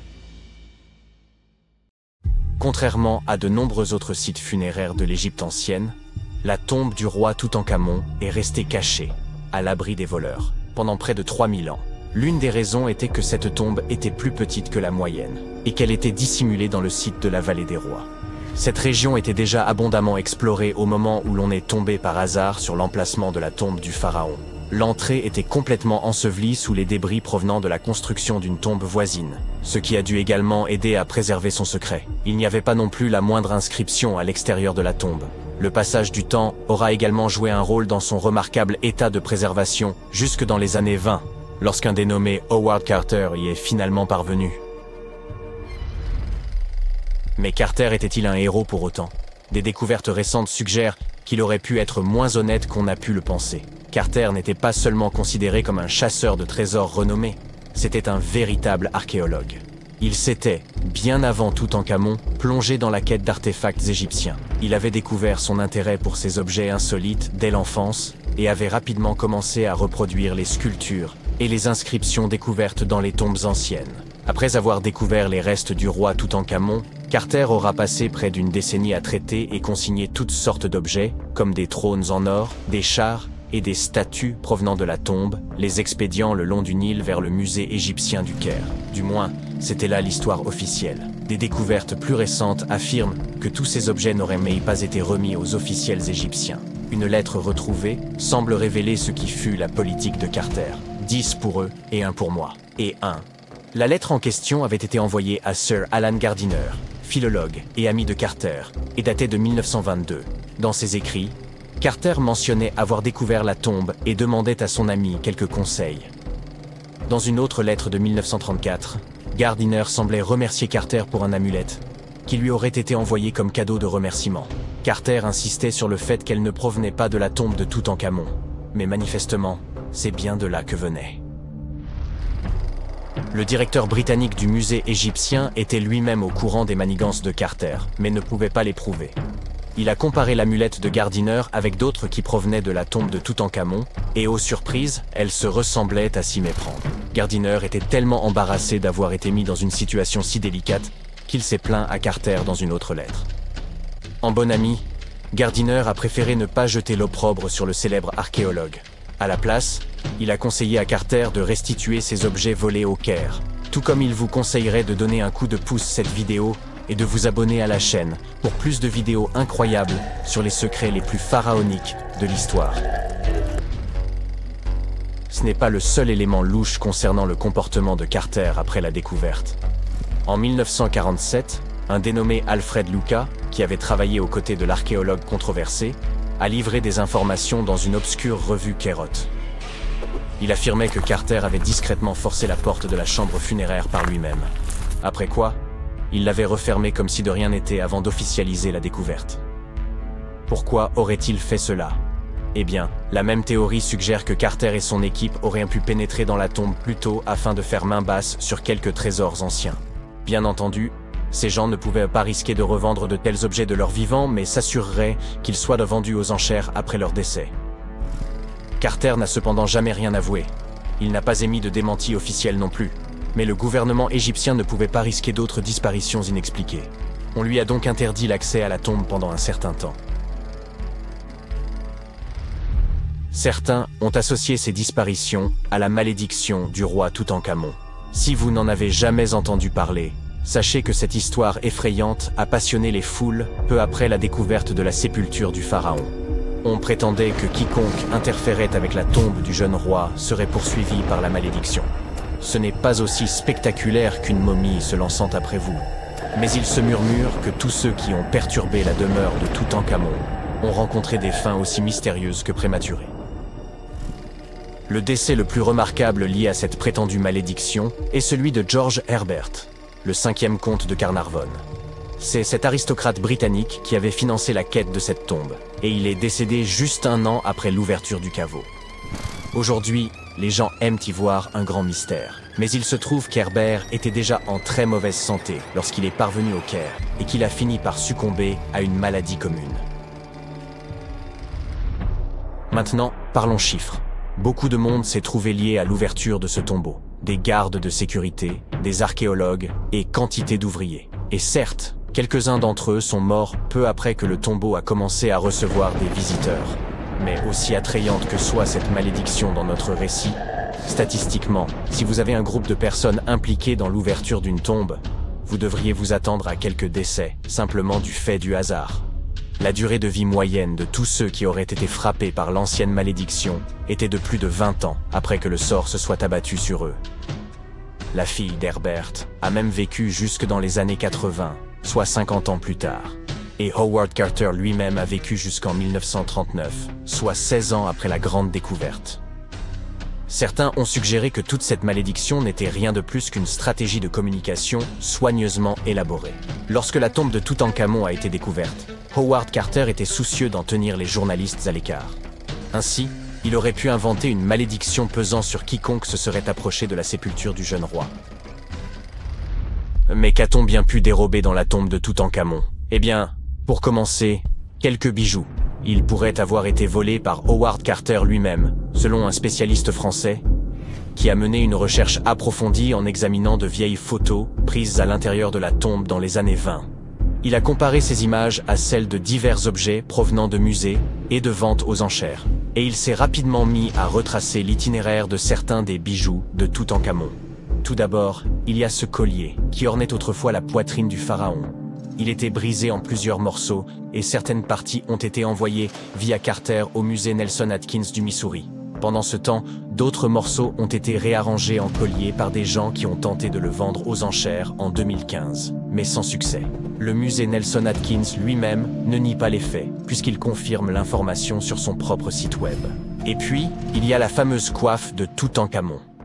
Quelques perles de celle-ci auraient également été volées par Carter. Elles ont ensuite été enfilées pour former un nouveau collier, qui est aujourd'hui conservé au musée d'art de Saint-Louis. Un autre collier élégant, fait de céramique émaillée, a passé un certain temps au Metropolitan de New York. Heureusement, il a été renvoyé en Égypte il y a un peu plus d'une décennie. Il semble qu'il ait été, comme on pourrait s'y attendre, également volé par Carter. Malgré les articles manquants, la tombe de Toutankhamon a tout de même révélé une multitude d'objets incroyables, qui nous ont permis d'en apprendre davantage sur cette culture ancienne. Commençons par le célèbre masque funéraire. Il s'agit d'un énorme ouvrage en or de 53 cm de diamètre, orné de pierres semi-précieuses et de pattes de verre. Il pèse 10 kg et représente le jeune pharaon avec une longue barbe postiche et une coiffe surmontée d'un cobra et d'un vautour. Au dos, un sortilège tiré du livre des morts était censé assurer son passage dans l'au-delà. Toutankhamon était apparemment aussi passionné de jeux de société, notamment de sonnettes. On en a retrouvé 4 dans sa tombe, dont certains en ivoire. Les archéologues ont également trouvé une paire de sandales en or, bien qu'on imagine qu'elles aient été davantage pour l'apparat que pour le confort. En fait, le pharaon ne les a probablement jamais portées de sa vie. En parlant d'articles de mode, il semble que Toutankhamon ait été un souverain plutôt coquet. On a même retrouvé un mannequin dans son tombeau qui était utilisé pour choisir, ajuster et ranger ses tenues et ses bijoux. Le jeune roi semble également avoir apprécié la musique, d'après les 2 trompettes que les historiens ont retrouvées dans son tombeau. Bien qu'on en ait joué en 1939 lors d'une émission proposée par la BBC, les instruments sont aujourd'hui considérés comme trop fragiles pour être manipulés. Vous vous promenez dans le désert du Sahara, et tout ce que vous voyez autour de vous, ce sont des dunes à perte de vue. Et puis, tout à coup, vous apercevez cette marque dans le sable. La chose la plus sage à faire est de fuir cet endroit aussi vite que possible. Car si vous plissez les yeux et que vous vous concentrez bien, vous vous rendrez compte qu'il s'agit d'une vipère à cornes qui attend son prochain repas, bien cachée dans le sable. Paradoxalement, la morsure de ce serpent n'a jamais entraîné de décès chez l'homme. Mais alors, pourquoi fuir? Découvrons-le. La vipère à cornes est l'un des serpents les plus célèbres du désert et un vrai pro de la dissimulation. Le Céraste, nom scientifique de ce serpent, est l'une des créatures les mieux camouflées de tout le règne animal. Il peut mesurer entre 30 et 60 cm de long en moyenne, mais les plus grands spécimens peuvent atteindre 84 cm, soit près d'1 mètre. Même si cela ne vous semble pas super long, croyez-moi, vous ne voudriez pas que l'une de ces bestioles se faufile derrière vous. Il est intéressant de noter que les femelles de cette espèce sont plus grandes que les mâles, ce qui est rare chez les serpents et leur confère une présence encore plus intimidante. Mais ce qui est vraiment unique chez cette vipère, ce sont bien sûr ses cornes, effrayantes, une au-dessus de chaque œil. Elles donnent à ce reptile une allure de dragon et le distinguent de la plupart des autres vipères du désert. Toutes les vipères du Sahara n'ont pas ces cornes. Certaines ont des sortes de petits boutons et d'autres rien du tout, selon ce que la génétique a décidé de donner à chacune. Néanmoins, ces cornes renforcent l'aspect menaçant de la vipère et la rendent encore plus redoutable. Mais ce ne sont pas seulement les cornes ou la taille qui rendent ces créatures si fascinantes. Les mâles et les femelles ont d'autres différences que leur taille. La tête et les yeux des mâles sont nettement plus grands que ceux des femelles. Et par rapport à leurs proches parents, le Cerastes gasperetti, ces vipères à cornes du Sahara ont une grosse tête et sont plus susceptibles d'arborer ces cornes effrayantes. Parlons maintenant de ce qui fait de la vipère à cornes un véritable maître de la survie, son étonnante capacité à se dissimuler dans le sable. La coloration de cette vipère correspond aux différentes teintes du Sahara, jaune, gris pâle, rosé, rougeâtre et brun clair. Son dos présente un motif complexe, avec des taches sombres semi-rectangulaires qui fusionnent parfois pour former des barres transversales. En même temps, le bas-ventre est blanc et la queue a souvent une extrémité noire. C'est une astuce. Certains animaux peuvent confondre cette caractéristique avec un dard de scorpion.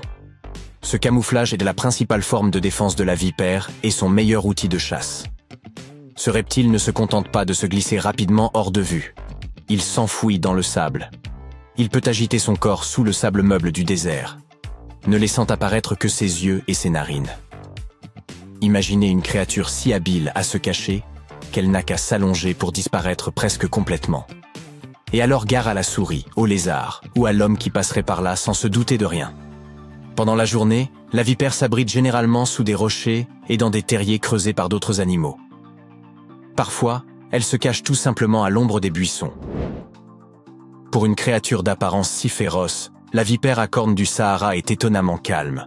Elle ne gaspillera pas son venin si elle peut éviter la menace, préférant rester immobile ou se cacher.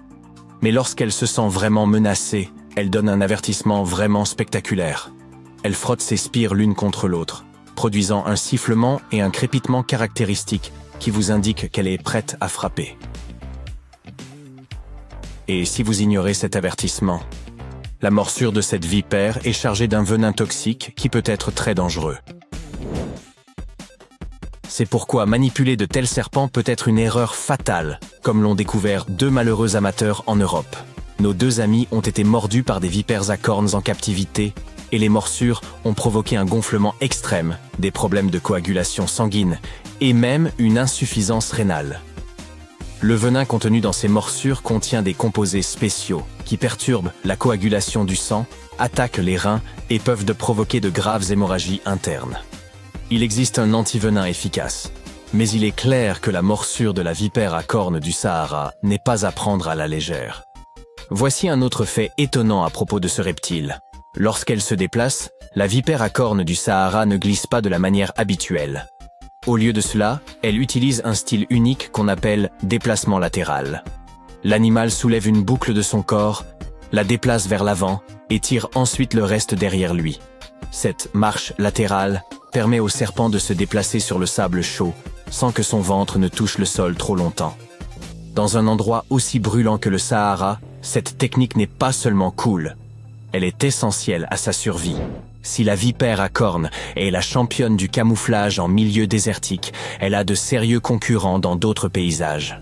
Dans le monde entier, des serpents de toutes sortes ont perfectionné l'art de se fondre dans leur environnement pour attraper leur proie et éviter d'être eux-mêmes dévorés. C'est le cas du serpent brun, un serpent australien et l'un des plus venimeux au monde.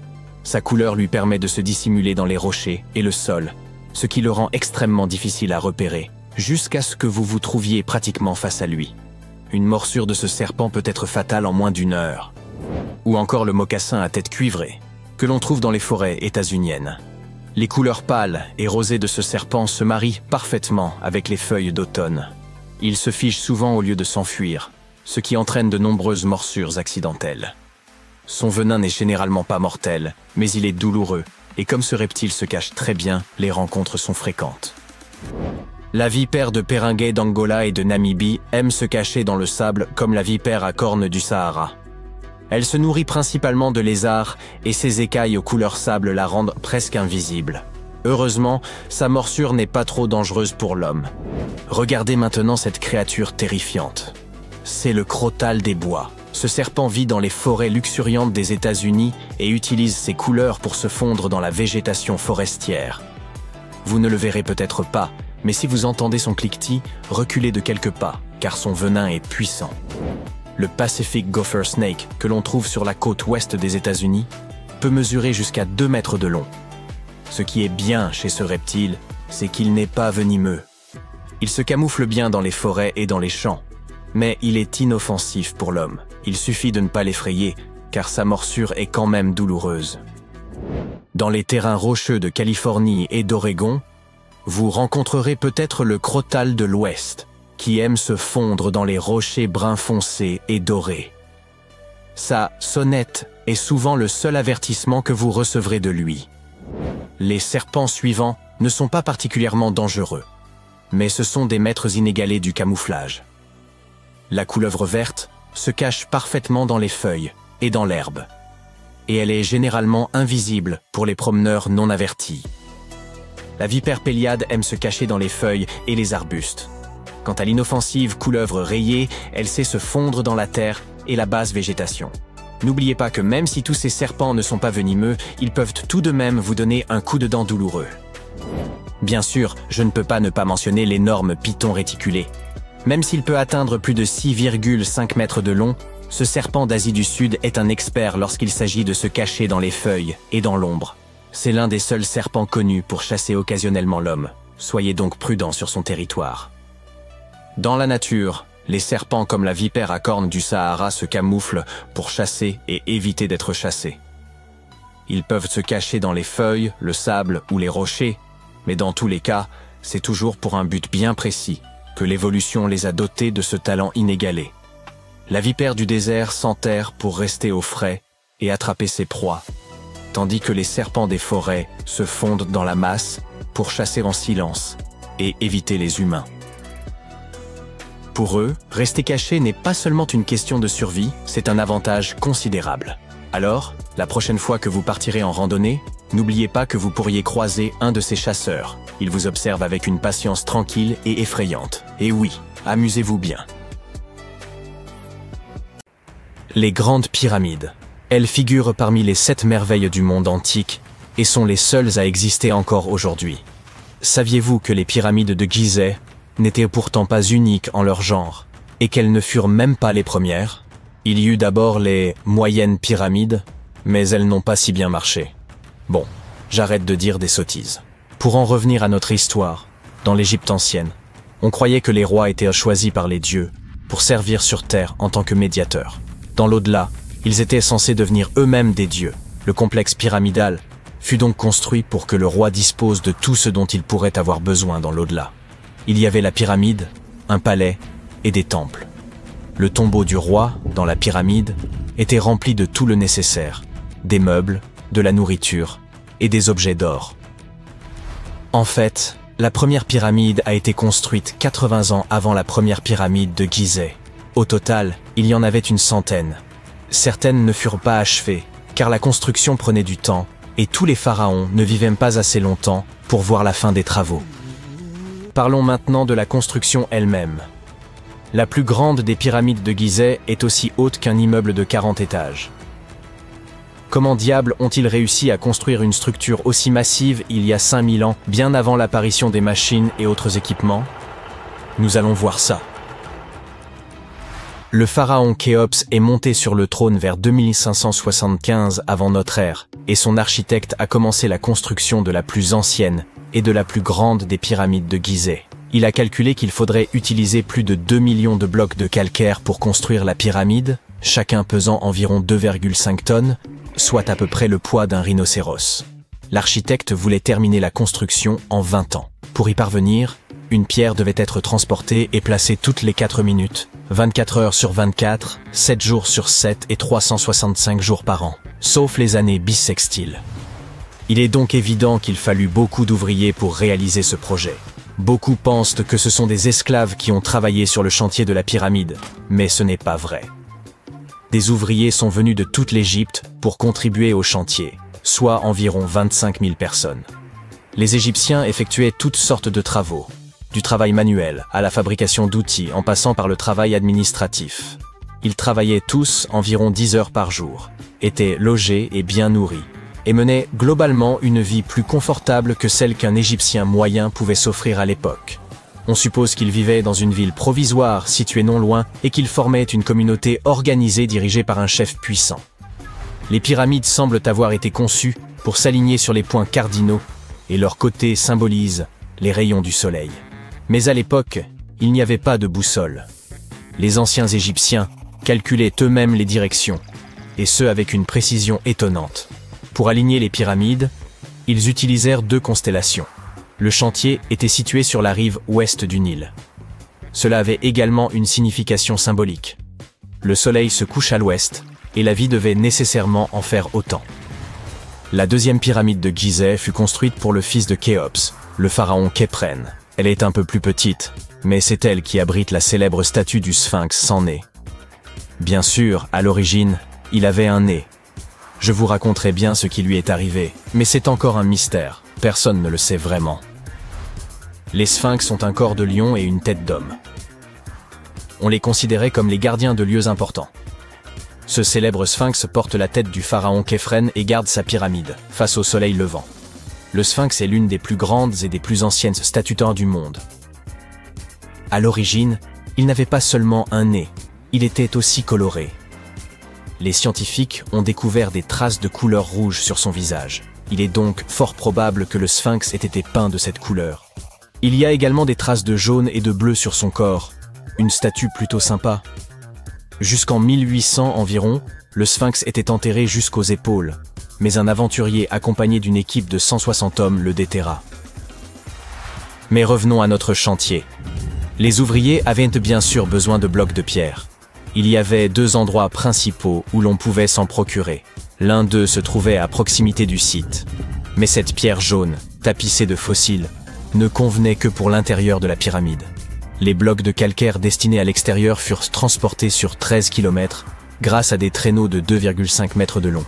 Apparemment, il n'était pas trop difficile de les tirer. On mêlait de l'eau à la bonne quantité de sable, et ça glissait bien.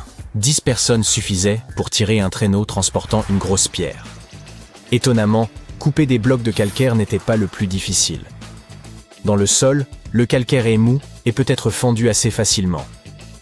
Mais après avoir été exposé à l'air, il durcit. Le plus difficile fut donc de façonner tous ces blocs. Cette étape était cruciale, car la moindre imprécision pouvait entraîner l'effondrement de toute la pyramide. Bien, ces pierres calcaires étaient extraites, transportées sur un traîneau, façonnées. Et ensuite quoi? Comment les disposer? C'est encore un mystère. Les archéologues ont découvert les vestiges d'un système de rampes datant de l'époque de la construction des pyramides. Les historiens s'accordent donc à dire que les Égyptiens ont très probablement conçu un système unique pour déplacer et tirer ces énormes blocs. L'opinion la plus répandue est qu'il y avait plusieurs rampes autour de la pyramide. Il y avait probablement une rampe centrale avec 2 escaliers de chaque côté, construits directement sur les pierres de la pyramide. La rampe grandissait au fur et à mesure que la pyramide s'élevait. On pense que certains ouvriers gravissaient les escaliers en tirant des pierres sur des traîneaux de bois. Mais ce n'est qu'une hypothèse parmi d'autres. D'autres affirment que les rampes se trouvaient autour de la pyramide. D'autres encore qu'elles se trouvaient à l'intérieur. Peut-être que nous ne le saurons jamais, et que le mystère restera entier pour toujours. Le calcaire extérieur de la pyramide était poli avec du sable et de la pierre pour qu'il brille. Au sommet, il y avait un pyramidion en or et en argent, qui scintillait sur l'Égypte comme un 2e soleil. Voilà comment on occupait son temps il y a 5000 ans. Parlons maintenant de l'intérieur. Curieusement, il n'y a pas grand-chose à l'intérieur de la pyramide. En très grande partie, il s'agit de pierres massives, avec très peu d'espace ouvert. Mais jetons un coup d'œil rapide. Depuis l'entrée, il y a 2 escaliers, l'un qui descend, l'autre qui monte. Ils nous mènent aux chambres. Il y en a 3 à l'intérieur. Pourquoi? Apparemment, une chambre funéraire devait être toujours prête au cas où le pharaon aurait rendu l'âme avant la fin des travaux. À mesure que les travaux avançaient, d'autres chambres étaient reconstruites. La dernière était la principale, c'était la chambre du roi. celle où repose Khéops. C'est la plus grande pièce, au cœur de la pyramide, et un grand passage y mène. On l'utilisait probablement pour monter le granit, servant à décorer l'intérieur. On utilisa également du granit pour fabriquer 5 étages de poutres destinés à soutenir la structure. Et apparemment, ça a bien tenu étant donné que la pyramide est restée debout pendant des siècles.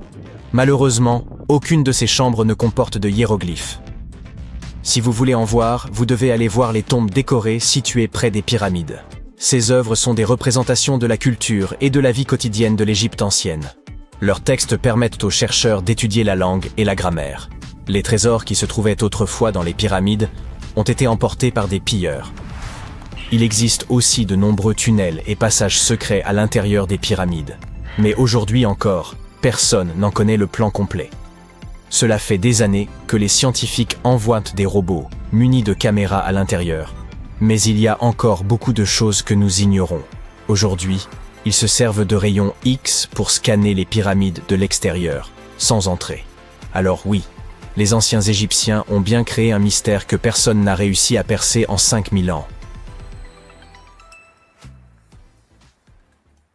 Une découverte macabre a été faite en Égypte il y a quelques années. Vous voulez en savoir plus ? 16 mains humaines, soigneusement enterrées dans 4 fosses sinistres. À première vue, elles ne ressemblaient pas vraiment à des mains humaines, car elles étaient anormalement grandes. Mais c'étaient bien des mains d'hommes. Bizarrement, il n'y avait que des mains droites, aucune main gauche. Et nous avons découvert qu'un ancien rituel très sombre avait eu lieu à cet endroit. L'art et les contes de l'Égypte ancienne parlent d'une cérémonie au cours de laquelle les guerriers présentaient la main droite de leurs adversaires comme preuve de leur victoire et demandaient de l'or en échange. Les Égyptiens croyaient en une vie après la mort, et couper la main de quelqu'un revenait à lui ôter son pouvoir pour l'éternité. S'assurer ce type de victoire était intéressant pour les guerriers. Dans le cas qui nous occupe, le combat avait opposé les Égyptiens aux Hyksos, qui vivaient dans ce qui s'appelait autrefois Canaan. L'Égypte a souvent été le théâtre de découvertes qui ont marqué l'histoire. Et il y a quelque temps, ce papyrus a été retrouvé. Quand on le déploie, il est un peu plus grand qu'un gratte-ciel. Le plus petit gratte-ciel du monde, d'accord. Celui de Wichita Falls, au Texas. À l'époque, les humains n'écrivaient pas sur leur téléphone, ils écrivaient sur cette chose, fabriquée à partir de la moelle du souchet papyrus. Il y a environ 2000 ans, les anciens Égyptiens ont composé quelque chose qui ressemble à un livre. Ils y ont décrit la plupart de leurs traditions funéraires et leur vision de l'au-delà. Ce manuscrit est considéré comme l'un des textes les plus importants de l'Égypte ancienne et il est encore vendu en librairie à ce jour. Il a été exhumé d'une chambre située juste au sud de la pyramide de Djeser, à Saqqara. Eh oui, Djeser est la pyramide la plus ancienne d'Égypte. Ce ne sont pas celles de Gizeh, comme le pensent la plupart des gens. Récemment, le site de Saqqara a été pris d'assaut par des archéologues super enthousiastes qui ont trouvé l'une des plus anciennes momies intactes d'Égypte. Ils pensent à que cette momie bien conservée est la dépouille d'un homme fortuné. Elle a été découverte dans un puits profond, recouverte de plusieurs couches de feuilles d'or. De nombreux symboles montrent qu'il s'agissait d'un homme important et riche, comme le bandeau qu'il porte sur la tête, le bracelet sur sa poitrine et le fait qu'il ait été embaumé avec une tunique, ce qui était réservé à la fine fleur de l'Égypte. Mais le plus cool dans cette découverte, c'est que le lieu de repos était toujours scellé au mortier, soit dans l'état dans lequel les Égyptiens l'avaient laissé il y a 4300 ans. Cela peut paraître étrange, mais en 2008, des archéologues ont découvert une pyramide manquante. Elle a disparu parce qu'elle s'est tout simplement détériorée en l'espace de 4000 ans. Aujourd'hui, on ne voit plus que sa base. C'était un site très important dans l'Antiquité. On dit qu'autour de la pyramide, les anciens organisaient une cérémonie très particulière, au cours de laquelle les grands prêtres portaient les restes momifiés de taureaux sacrés. Voici un fait amusant. Les anciens Égyptiens croyaient que les taureaux étaient des incarnations terrestres de la divinité de la ville de Memphis et qu'ils étaient liés au rite de fertilité. Mais il ne s'agissait pas de n'importe quel taureau. Ils devaient être entièrement noirs, avec une seule marque blanche entre les cornes et tout un tas de caractéristiques très spécifiques. Ils étaient sélectionnés par les prêtres locaux et honorés jusqu'à leur mort. Ensuite, ils étaient momifiés et enterrés dans des galeries souterraines. Cette pyramide manquante a disparu vers le XVIIIe siècle. C'est un archéologue allemand qui l'a découverte pour la première fois dans le village de Saqqara. Il l'a nommée la pyramide décapitée lorsqu'il l'a vue pour la première fois. Mais des années après sa découverte officielle, le sable du désert est venu la recouvrir. On a procédé à quelques fouilles, entre le 19e et le 20e siècle, mais pas de manière systématique. C'est pourquoi les scientifiques ont été très contents le jour où ils ont déterré la base entière de la pyramide après avoir retiré le monticule de sable de 8 mètres qui la recouvrait. Et saviez-vous que des archéologues américains fouillaient un cimetière égyptien qui pourrait contenir plus d'1 million de corps momifiés? Jusqu'à présent, les archéologues ont déterré environ 1700 momies. L'une des principales différences avec les autres momies égyptiennes classiques est que ces personnes n'étaient ni des rois ni des pharaons. C'étaient des gens du peuple ayant vraisemblablement vécu il y a 1500 ans, lorsque l'Égypte était contrôlée par les empires romains et byzantins. Le nom du cimetière est intéressant, la voie du buffle d'eau, au cas où vous voudriez y jeter un coup d'œil lors de votre prochain voyage. Outre les taureaux et les buffles, les Égyptiens de l'Antiquité aimaient aussi les babouins. Y a-t-il une logique dans tout ça? Au début du XXe siècle, des archéologues ont découvert un site rempli de babouins momifiés dans un endroit appelé la vallée des singes. Un animal n'aurait pas été momifié s'il n'était pas considéré comme important. Certains animaux étaient plus importants que d'autres, car ils étaient liés à des divinités spécifiques. Les chacals étaient liés à Anubis, l'ancien dieu de l'au-delà. Quant aux chats, ils étaient assimilés à la divinité féminine Bastet. Les babouins étaient très importants, car on pensait qu'ils étaient liés à Thoth, la divinité de la sagesse et conseiller de Ra, l'une des divinités suprêmes de l'Égypte. Les archéologues ont découvert que ces babouins n'étaient pas très heureux. Ils pensent qu'on les gardait à l'intérieur et qu'ils furent privés de la lumière du soleil pendant la majeure partie de leur vie. Ils souffraient d'une grave carence en vitamine D et étaient mal nourris. Peut-être que Thoth s'est mis en colère contre les gardiens de ces babouins, simple supposition. Les archéologues ne s'ennuient jamais en Égypte. Ils ont également trouvé des momies humaines avec des langues en or. Les Égyptiens étaient très attachés à la vie après la mort, et ils pensaient qu'avoir une langue en or pouvait aider une personne à parler une fois passée de l'autre côté. Un peu difficile sans doute, mais pourquoi pas. Certaines de ces momies furent placées dans des cercueils en bois avec des objets tels que des colliers, des poteries, des objets en or en forme de fleurs de lotus et de scarabées, et des iPhones. Je plaisante. Un nouveau temple a également été exhumé récemment en Égypte. Les scientifiques pensent qu'il était consacré à Zeus Cassios. Cette divinité serait un croisement entre Zeus, la toute-puissante divinité grecque, et le mont El-Kas. En fouillant la péninsule du Sinaï, en Égypte, les archéologues sont tombés sur 2 colonnes de granit rose qui sortaient du sol. Et bingo! Ils pensent que ces colonnes représentaient la porte d'entrée du temple et qu'elles se sont effondrées lors d'un tremblement de terre il y a de nombreuses années. Et puisqu'on parle de divinité, certaines sont moins sérieuses que d'autres. Récemment, des scientifiques ont déterré un anneau d'or dans une ville située au sud du Caire. Non, Frodon, il n'est pas magique. Il s'agit d'un anneau en or, tout ce qu'il y a de plus normal, sauf qu'il est orné de la figure de la divinité de l'amusement, qu'on appelle Bès. Cette divinité est souvent décrite dans les textes sacrés comme un joyeux nain joufflu. Aujourd'hui, nombreux sont les tatouages dépourvus de signification et réalisés à des fins purement esthétiques. Dans l'Égypte ancienne, cependant, les femmes se faisaient tatouer afin d'être protégées au moment d'accoucher. C'est du moins ce que pensent les scientifiques. Dans la région du Nil, des chercheurs ont trouvé des momies dont les tatouages étaient bien conservés, ce qui est tout rare, car la peau se détériore très facilement. 2 de ces femmes s'étaient fait tatouer le bas du dos et les dessins étaient simples. Il y avait surtout des images, dont celle du nain joufflu dont nous venons de parler, Bès. Protéger les femmes lors de leur accouchement était donc apparemment son hobby. Me croiriez-vous si je vous disais que les anciens Égyptiens ont inventé les robots? Non. En effet, ce n'est pas tout à fait vrai. Bien sûr, c'étaient des astronomes, des mathématiciens et des ingénieurs. Mais ils sont également les auteurs d'une invention farfelue, une divinité automatisée que les scientifiques appellent Hathor. Cette statue en bois se trouvait depuis des années au Metropolitan Museum of Art, jusqu'à ce que quelqu'un remarque qu'elle avait un secret. À l'aide d'un scanner à rayon X, les spécialistes ont découvert un système mécanique à l'intérieur de la statue. L'axe en forme de poulie va de l'épaule de la statue à sa jambe gauche. Lorsque le système tourne, la statue lève et abaisse sa main, comme pour dire bonjour. Les étés au Moyen-Orient sont si intenses qu'ils transforment radicalement le paysage, faisant ressurgir d'anciennes cités oubliées. En 2018, une ville construite par un mystérieux empire le long du fleuve Tigre a été libérée de son piège aquatique. Les archéologues se sont précipités sur le site, ne voulant pas manquer cette occasion unique de fouiller et d'en apprendre davantage sur l'histoire de cette cité. Ils pensaient avoir découvert Zakiku, une ville de l'âge du bronze, fondée il y a plus de 3000 ans et submergée dans les années 80 lors de la construction du barrage de Mossoul. Autrefois un centre caravanier prospère du royaume Mitanni, elle disposait d'eau en relative abondance, une ressource rare dans la région, garantissant ainsi son succès. Les connaissances sur ce royaume demeurent limitées, car aucune chronique écrite n'a été trouvée lors des fouilles. C'est pourquoi les archéologues étaient enchantés de découvrir le palais complet, autrefois occupé par leur souverain.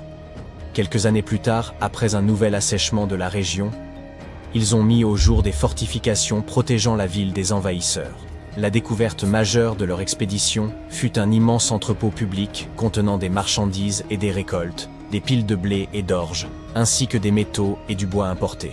Le pain constituait l'aliment de base des habitants, qui préparaient également de grandes marmites de soupe et des ragoûts de légumes. Chaque foyer élevait des moutons, des chèvres, des vaches et des porcs, assurant une source régulière de lait et de viande pour les grandes occasions. Toutes les constructions découvertes jusqu'à présent ont été édifiées à partir de briques en terre crue. Les murs, submergés pendant plus de 40 ans, sont remarquablement bien préservés, comme s'ils avaient été engloutis l'avant-veille. Le palais royal se distingue par sa taille, ses murs plus épais, et ses pavés également faits de briques de boue cuites et scellées pour être imperméables. Le souverain devait entretenir de bonnes relations avec celui du Grand Empire, dont Zakiku était tributaire.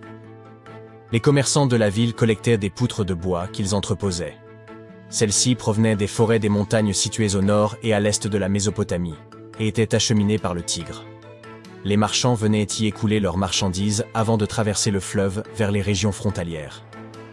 Zakiku aura été un centre de commerce prospère pendant environ 6 siècles, jusqu'à ce qu'un séisme dévastateur la frappe en 1350. Les archéologues ont retrouvé 5 vases en céramique contenant plus de 100 tablettes d'argile, fabriquées peu après le séisme. Il est presque miraculeux que ces petites tablettes d'argile non cuites aient ne survécu sous l'eau pendant des décennies. Les créateurs de ces tablettes ont gravé des notes sur l'argile encore humide, traitant de sujets tels que l'inventaire des nouvelles récoltes ou témoignant de leur correspondance avec d'autres royaumes. Une fois les notes gravées, ils les laissaient sécher au soleil. Les scribes devaient également apprendre de nouvelles langues afin que les messages puissent être compris par des personnes étrangères à la cité. Les chercheurs pensent que les tablettes découvertes faisaient partie d'une archive privée. Ils espèrent pouvoir déchiffrer ces textes afin d'approfondir leurs connaissances sur l'histoire de Zakiku et de son royaume après ce séisme dévastateur. Les dégâts infligés au bâtiment étaient tels qu'il était impossible de redonner à Zakiku sa splendeur passée. Les éventuels survivants ont été contraints de quitter la ville. Des décennies plus tard, les Assyriens, également originaires de Mésopotamie, se sont établis sur ces ruines. Ils ont érigé leurs propres habitations en utilisant les structures préexistantes comme enceintes extérieures. Toutefois, leur présence n'aura duré que 50 ans avant qu'ils ne dessinent de bâtir une nouvelle capitale sur des terres plus fertiles, espérant ainsi prospérer grâce à l'agriculture. Les archéologues qui travaillaient à Zakiku ont dû interrompre leurs fouilles lorsque le niveau de l'eau est remonté, submergeant de nouveau la ville. Ils ont protégé les ruines en les recouvrant de feuilles de plastique étanches, puis de pierres et de gravier, espérant ainsi les préserver de l'érosion aquatique et éviter leur disparition totale. Conscients de l'importance cruciale de l'eau du barrage pour la région, ils prévoient de reprendre les fouilles dès que l'eau se sera de nouveau retirée. Il y a environ 1600 ans, une communauté florissante vivait le long de la rivière Nia, au cœur de ce qui est aujourd'hui le désert du Taklamakan, en République populaire de Chine. Cette rivière, alimentée par la fonte des neiges des montagnes, serpentait à travers le désert sur des kilomètres. Après 3 ans de travail acharné, les archéologues sont parvenus à exhumer 8 tombes, où la chaleur désertique avait parfaitement conservé les vêtements et les objets qu'elles contenaient. Les personnes inhumées devaient appartenir à l'ancienne cité de Nia, un centre autrefois prospère du royaume, situé sur la route de la soie, et qui abritait plus de 3000 âmes avant d'être englouti par les sables du désert. Les ruines de Nia n'ont été découvertes qu'en 1901. Depuis, des scientifiques du monde entier ont tenté de percer les secrets de cette cité. Les tombes découvertes à la fin du XXe siècle semblent avoir appartenu à des membres de l'élite, comme en témoignent les objets luxueux retrouvés. Un carquois et un arc, des pointes de flèches en métal, des boucles d'oreilles en or, un collier de perles de verre, une boîte laquée contenant un peigne, du maquillage et un nécessaire de couture. De la soie de très haute qualité a également été retrouvée, avec des couleurs éclatantes comme le vert et le jaune, demeurées étonnamment intactes. Le tissu comportait également des caractères chinois, citant des ouvrages historiques, ce qui a permis aux scientifiques de dater sa fabrication. Plus tard, les archéologues ont mis au jour un vaste site d'habitation et ont dégagé 3 bâtiments en ruine. Il faudra probablement encore de nombreuses années pour comprendre pourquoi la ville a périclité et ce qu'il est advenu de ses habitants. Des archéologues saoudiens et français ont uni leurs efforts près de Riyad, la capitale de l'Arabie saoudite, et y ont découvert une ancienne colonie datant de 8000 ans. Ils ont eu recours à des technologies de pointe, telles que la numérisation laser, les drones et la photographie aérienne pour révéler ce trésor de l'ère néolithique. Dans ce site archéologique important, ils ont excavé un temple de pierre, les vestiges d'un autel et plus de 2000 sépultures, offrant ainsi un précieux aperçu des anciens rituels.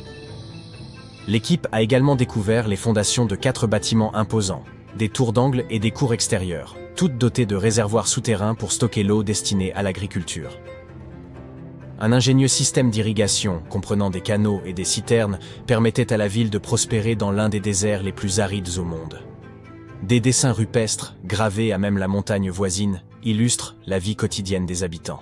Les fouilles, en cours depuis plus de 40 ans, continuent de révéler de nouveaux artefacts, offrant toujours plus de réponses aux questions des chercheurs. Des pêcheurs ont découvert des ossements, des outils et des artefacts datant de 9000 ans au fond de la mer du Nord. Des archéologues et des paléontologues britanniques et néerlandais se sont précipités pour examiner ces découvertes, espérant y découvrir des traces du Doggerland submergé. Ils n'ont pas été déçus et ont même découvert des empreintes parfaites laissées par les hommes du Mésolithique. Il y a 12 000 ans, lors de la dernière grande période glaciaire, les îles britanniques n'étaient mais pas du tout des îles. Elles faisaient partie d'une vaste terre composée de collines, de marécages et de forêts denses qui les reliaient au continent européen. Cette terre, appelée Doggerland, abritait une société de chasseurs-cueilleurs préhistoriques. Cependant, avec la fonte des glaciers, le niveau de la mer a commencé à s'élever à une vitesse d'1 à 2 mètres par siècle, forçant les habitants à migrer vers les régions qui correspondent aujourd'hui à l'Angleterre et aux Pays-Bas. Les experts ont alors décidé d'explorer l'histoire de Doggerland en exploitant les données fournies par les compagnies pétrolières opérant en mer du Nord. Jusqu'à présent, ils ont créé des modèles numériques représentant les 47 000 km² que couvrait Doggerland avant sa submersion. Ils doivent encore analyser des échantillons d'anciens insectes et de plantes préhistoriques ainsi que l'ADN des animaux retrouvés pour obtenir une image complète de cette région disparue. Lorsqu'on entend le mot « momie », ça donne parfois froid dans le dos. En effet, la plupart d'entre nous associent ce mot à ces personnages effrayants que nous avons vus dans des films d'horreur. En réalité, les momies nous ont permis de comprendre beaucoup de choses sur les civilisations anciennes, sur ceux qui les gouvernaient, et sur la façon dont les gens vivaient à la perte de leurs proches. Les Égyptiens de l'Antiquité, qui croyaient qu'une certaine forme d'existence après la mort était possible si certaines conditions étaient respectées, sont le peuple le plus connu au monde pour ses momies. Ceux-ci préservaient effectivement les corps humains par le biais du processus de momification et plaçaient les momies dans des tombeaux équipés, un peu comme s'il s'agissait d'appartements. Pourquoi ce peuple y croyait-il? Eh bien, parce que la plupart étaient profondément liés à leur environnement naturel. Les Égyptiens étaient pleinement conscients des cycles naturels autour d'eux, comme le lever du soleil chaque jour ou de la lune la nuit, mais aussi de la façon dont la vie renaissait des plantes dans un cycle perpétuel, même à voir faner. Ils croyaient également que le puissant esprit Osiris, qui représentait le cycle de la disparition et de la résurrection, jouait un rôle dans ce processus. Pour se préparer à l'au-delà, les Égyptiens de l'Antiquité suivaient certains rituels, comme la momification, qui consistait à utiliser des éléments aussi variés que le miel, les résines ou encore l'encens pour préserver les corps. Aucune momie n'est plus célèbre que celle du roi Tut, Toutankhamon. Ce jeune pharaon régna sur l'Égypte il y a plus de 3000 ans. Un problème majeur lors de la découverte des tombes royales est que la plupart ont déjà été pillées au moment où on les retrouve. Le peuple savait que les souverains laissaient de nombreux objets de valeur à leur côté après leur mort, ce qui rendait ces lieux de sépulture vulnérables face aux voleurs. Étonnamment, lorsque la tombe du roi Tut fut ouverte en 1922, les gens se réjouirent, car elle n'avait pas été volée à l'instar de beaucoup d'autres tombes royales. C'est dire à quel point elle était bien cachée. À l'intérieur, sa momie était enfermée dans 3 cercueils au total, dont un en or. Les objets trouvés dans sa tombe furent très révélateurs de ce qu'était l'Égypte antique. L'étude de sa momie nous a également permis d'en savoir plus sur la culture et les pratiques en vigueur à l'époque où il est décédé. Enfin, les recherches liées à son ADN nous ont conduit à obtenir des informations sur sa famille. En outre, les scientifiques purent découvrir qu'il avait, par exemple, souffert de la maladie appelée le paludisme, et d'un problème au pied susceptible de l'avoir gêné lorsqu'il marchait. Ramsès II est un autre pharaon égyptien qui a régné pendant 68 ans, ce qui n'était pas rien à l'époque. Il est connu pour ses campagnes militaires d'expansion et ses réalisations architecturales. De nombreuses preuves datant de son règne existent encore aujourd'hui, notamment une grande statue à son effigie. Ramsès II mesurait environ 1,80 m et a vécu jusqu'à l'âge de 90 ans. Après avoir examiné sa momie, les scientifiques conclurent qu'il souffrait peut-être d'une maladie affectant sa colonne vertébrale. Vous vous souvenez des voleurs que j'ai évoqués plus haut? C'est probablement à cause de ces derniers que Ramsès II termina dans le cercueil ordinaire d'une collection secrète de momies royales à Deir el-Bahari, qui a été redécouverte en 1881. Heureusement, les archéologues purent l'identifier, car ses voyages avaient été consignés sur ce qui l'enveloppait. Le processus de momification était très fastidieux. En effet, dans l'Égypte antique, la momification pouvait durer jusqu'à 70 jours. Une personne dédiée prononçait un discours très spécifique, tout en manipulant délicatement le corps et en le séchant à l'aide d'une sorte de sel appelé natron. On utilisait également du lin et de la résine pour que le corps paraisse plus vivant et pour l'envelopper dans un tissu. La tombe était tout aussi importante que la momification pour les Égyptiens de l'Antiquité. Les parois de la tombe du roi Tut, par exemple, étaient ornées d'œuvres d'art complexes représentant son voyage dans l'au-delà, depuis sa procession funéraire jusqu'à son passage aux enfers. Les Égyptiens antiques pensaient que tout le monde faisait ce voyage après sa mort et remplissaient donc les tombes d'objets et de peintures pour aider les défunts au cours de leur voyage spirituel. En outre, les murs de la tombe étaient décorés de formules tirées d'un livre spécial qui contenait une série de poèmes dont les Égyptiens pensaient qu'ils aideraient les gens à atteindre l'au-delà. Fait soulignant l'importance de ce voyage, les gens plaçaient même de la nourriture dans ces tombes antiques.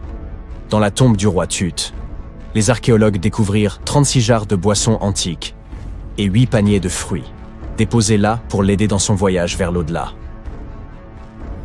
Les Égyptiens pensaient que le voyage vers l'au-delà prenait beaucoup de temps et laissaient donc des provisions conséquentes pour soutenir leurs proches. Les pharaons possédaient généralement de nombreux vêtements luxueux et de beaux bijoux dans leurs tombes afin de s'assurer que leur tenue serait à la hauteur de leur statut lors de leur voyage. On a retrouvé des vêtements en lin tels que des tuniques, des écharpes, des gants et des coiffes. De nombreux bijoux en or ornés de pierres précieuses, des bracelets aux boucles d'oreilles, en passant par des colliers et des bagues, mais aussi des représentations d'insectes censés les protéger. Certaines tombes contenaient même des éventails en ivoire et en plumes d'autruche pour les garder au frais dans l'au-delà. Aussi fou que ça puisse paraître, certains souverains de l'Antiquité furent placés dans leurs appartements éternels avec des bateaux. Par exemple, le pharaon Khufu fit construire la grande pyramide de Gizeh pour en faire son tombeau, et un grand bateau fut retrouvé à l'intérieur. Le roi Tut, quant à lui, fut enterré avec plusieurs pages de bateaux, mais pas de bateau à proprement parler. À la place, il avait 3 chars et de nombreux bâtons de marche en matériaux précieux, ce qui indique peut-être qu'il souhaitait se rendre dans l'au-delà par la terre et non par l'eau. Parmi les objets les plus intéressants trouvés près des momies antiques, on trouve des flacons d'huile et de parfums. Si les souverains étaient censés toujours être à la dernière mode, pourquoi ne pas sentir bon par la même occasion, n'est-ce pas? Certains d'entre eux possédaient également des jeux de société, la plupart fabriqués dans des matériaux précieux, comme l'or ou l'ivoire. L'un de ces jeux, le Senet, était très populaire en Égypte antique et ressemblait beaucoup aux échecs modernes. Les Égyptiens de l'Antiquité ont peut-être les momies les plus célèbres, mais ce ne sont pas ceux qui inventèrent la momification. En réalité, tout commença en Amérique du Sud, avec un peuple ancien appelé Chinchorro. D'après ce que nous savons aujourd'hui, ce peuple fut le premier à momifier ses proches défunts et suivirent cette tradition pendant environ 2000 ans avant que les Égyptiens ne commencent leur propre rituel. Certes, l'étude de ces momies permet d'en apprendre beaucoup sur les souverains de l'Antiquité, mais jusqu'à récemment, nous n'avions encore aucune idée de ce à quoi les défunts ressemblèrent vraiment de leur vivant. Cependant, il n'y a pas si longtemps que cela, des peintures de momies très particulières furent découvertes par des archéologues qui étudiaient des objets égyptiens antiques. Ces portraits de momies sont des peintures très détaillées d'individus réalisés de leur vivant. Ils étaient souvent peints sur du bois, contrairement aux portraits sur toile classiques que nous connaissons tous. Ces portraits sont appréciés pour leur réalisme et leur beauté, et ont même été utilisés par des chercheurs pour diagnostiquer des maladies en les comparant aux momies correspondantes. Certains de ces portraits comportent également des représentations de bijoux qui ont été retrouvés plus tard sur les momies. La découverte récente de ces portraits de momies en Égypte centrale revêt une grande importance, car c'est la première fois depuis plus d'un siècle que de telles peintures sont retrouvées. Les momies sont apparues partout dans le monde de manière naturelle. En effet, la momification peut se produire sans que l'homme n'intervienne, en raison de conditions naturelles. Par exemple, des environnements extrêmement froids ou chauds, des endroits où l'oxygène manque, ou une exposition accidentelle à des produits chimiques qui préservent le corps. Les conditions que je viens de citer ne permettent pas aux bactéries de se développer, ce qui fait que le corps reste plus ou moins intact. Le célèbre Otzi est l'une de ces momies. Nous savons aujourd'hui qu'il s'agissait d'un homme ayant vécu il y a environ 5000 ans en Europe, mais lors de sa découverte dans les Alpes en 1991, les autorités autrichiennes crurent d'abord qu'il s'agissait d'un alpiniste moderne en raison de la bonne conservation du corps. Cependant, après avoir retiré l'homme des glaces du glacier, il fut établi qu'il datait en fait de l'âge du cuivre. Quand tu entends parler de ruines anciennes, tu ne les imagines jamais suspendues quelque part, ou simplement accrochées à la branche d'un arbre, n'est-ce pas ? En fait, pour la plupart des objets anciens que nous avons exposés dans les musées du monde entier, les archéologues ont fait un travail de fouille impressionnant. Tu vois, les bâtiments ont cette drôle de façon de se dégrader avec le temps si l'on n'en prend pas soin correctement. Parfois, nous devons réutiliser certains matériaux de construction et une bâtisse plus ancienne peut alors être sacrifiée dans le processus. D'autres fois, les maisons sont abandonnées et dès qu'elles sont exposées aux éléments en surface, comme la pluie ou le soleil, elles n'ont plus aucune chance. Certaines s'écroulent tout simplement sous l'effet de la bonne vieille érosion. La seule façon pour un édifice de survivre à l'épreuve du temps est d'être enterré en profondeur. Mais comment ces architectures finissent-elles par être enterrées ? C'est une véritable comédie d'erreurs. Les villes anciennes avaient l'habitude d'élever progressivement le niveau de leur sol, comme un enfant qui ajoute des garnitures à sa coupe glacée. En effet, ces colonies étaient toujours occupées à collecter de la nourriture et des matériaux de construction pour faire face à l'augmentation constante de leur population. Mais qui a le temps de s'occuper des déchets et des ordures ? À l'époque, ce n'était pas vraiment une priorité sur leur liste de tâches. Ainsi, lorsqu'il s'agissait de construire de nouvelles maisons, les civilisations anciennes économisaient leur sueur et leurs larmes en empilant les décombres et en construisant directement dessus. Mais ce n'est pas tout. De temps en temps, les rivières entrent en crue et déposent une couche de sédiments sur le sol des villes. Cela a pour effet d'encapsuler encore davantage ces anciennes constructions.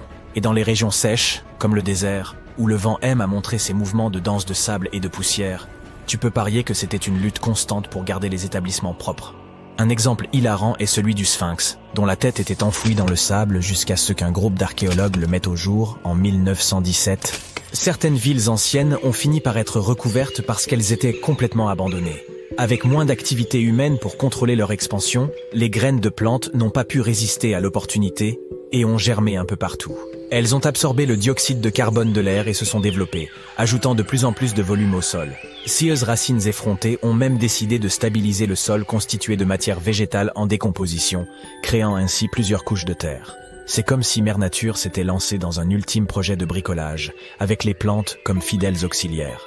Fouiller dans les secrets des civilisations anciennes, ce n'est pas seulement déterrer un monde perdu, c'est aussi une quête épique pour révéler les trésors cachés sous les couches de l'histoire. Mais comment les archéologues savent-ils d'abord où creuser? Si tout est recouvert de multiples couches de sédiments, de débris et de racines de plantes, ils doivent avoir une sorte de système auquel ils se fient avant de se lancer dans un nouveau projet, n'est-ce pas? Tout d'abord, ce ne sont pas toujours eux qui suggèrent des fouilles archéologiques à tel ou tel endroit. Je m'explique. Supposons que tu sois un entrepreneur et que tu souhaites construire un nouveau complexe d'appartements luxueux dans ta ville.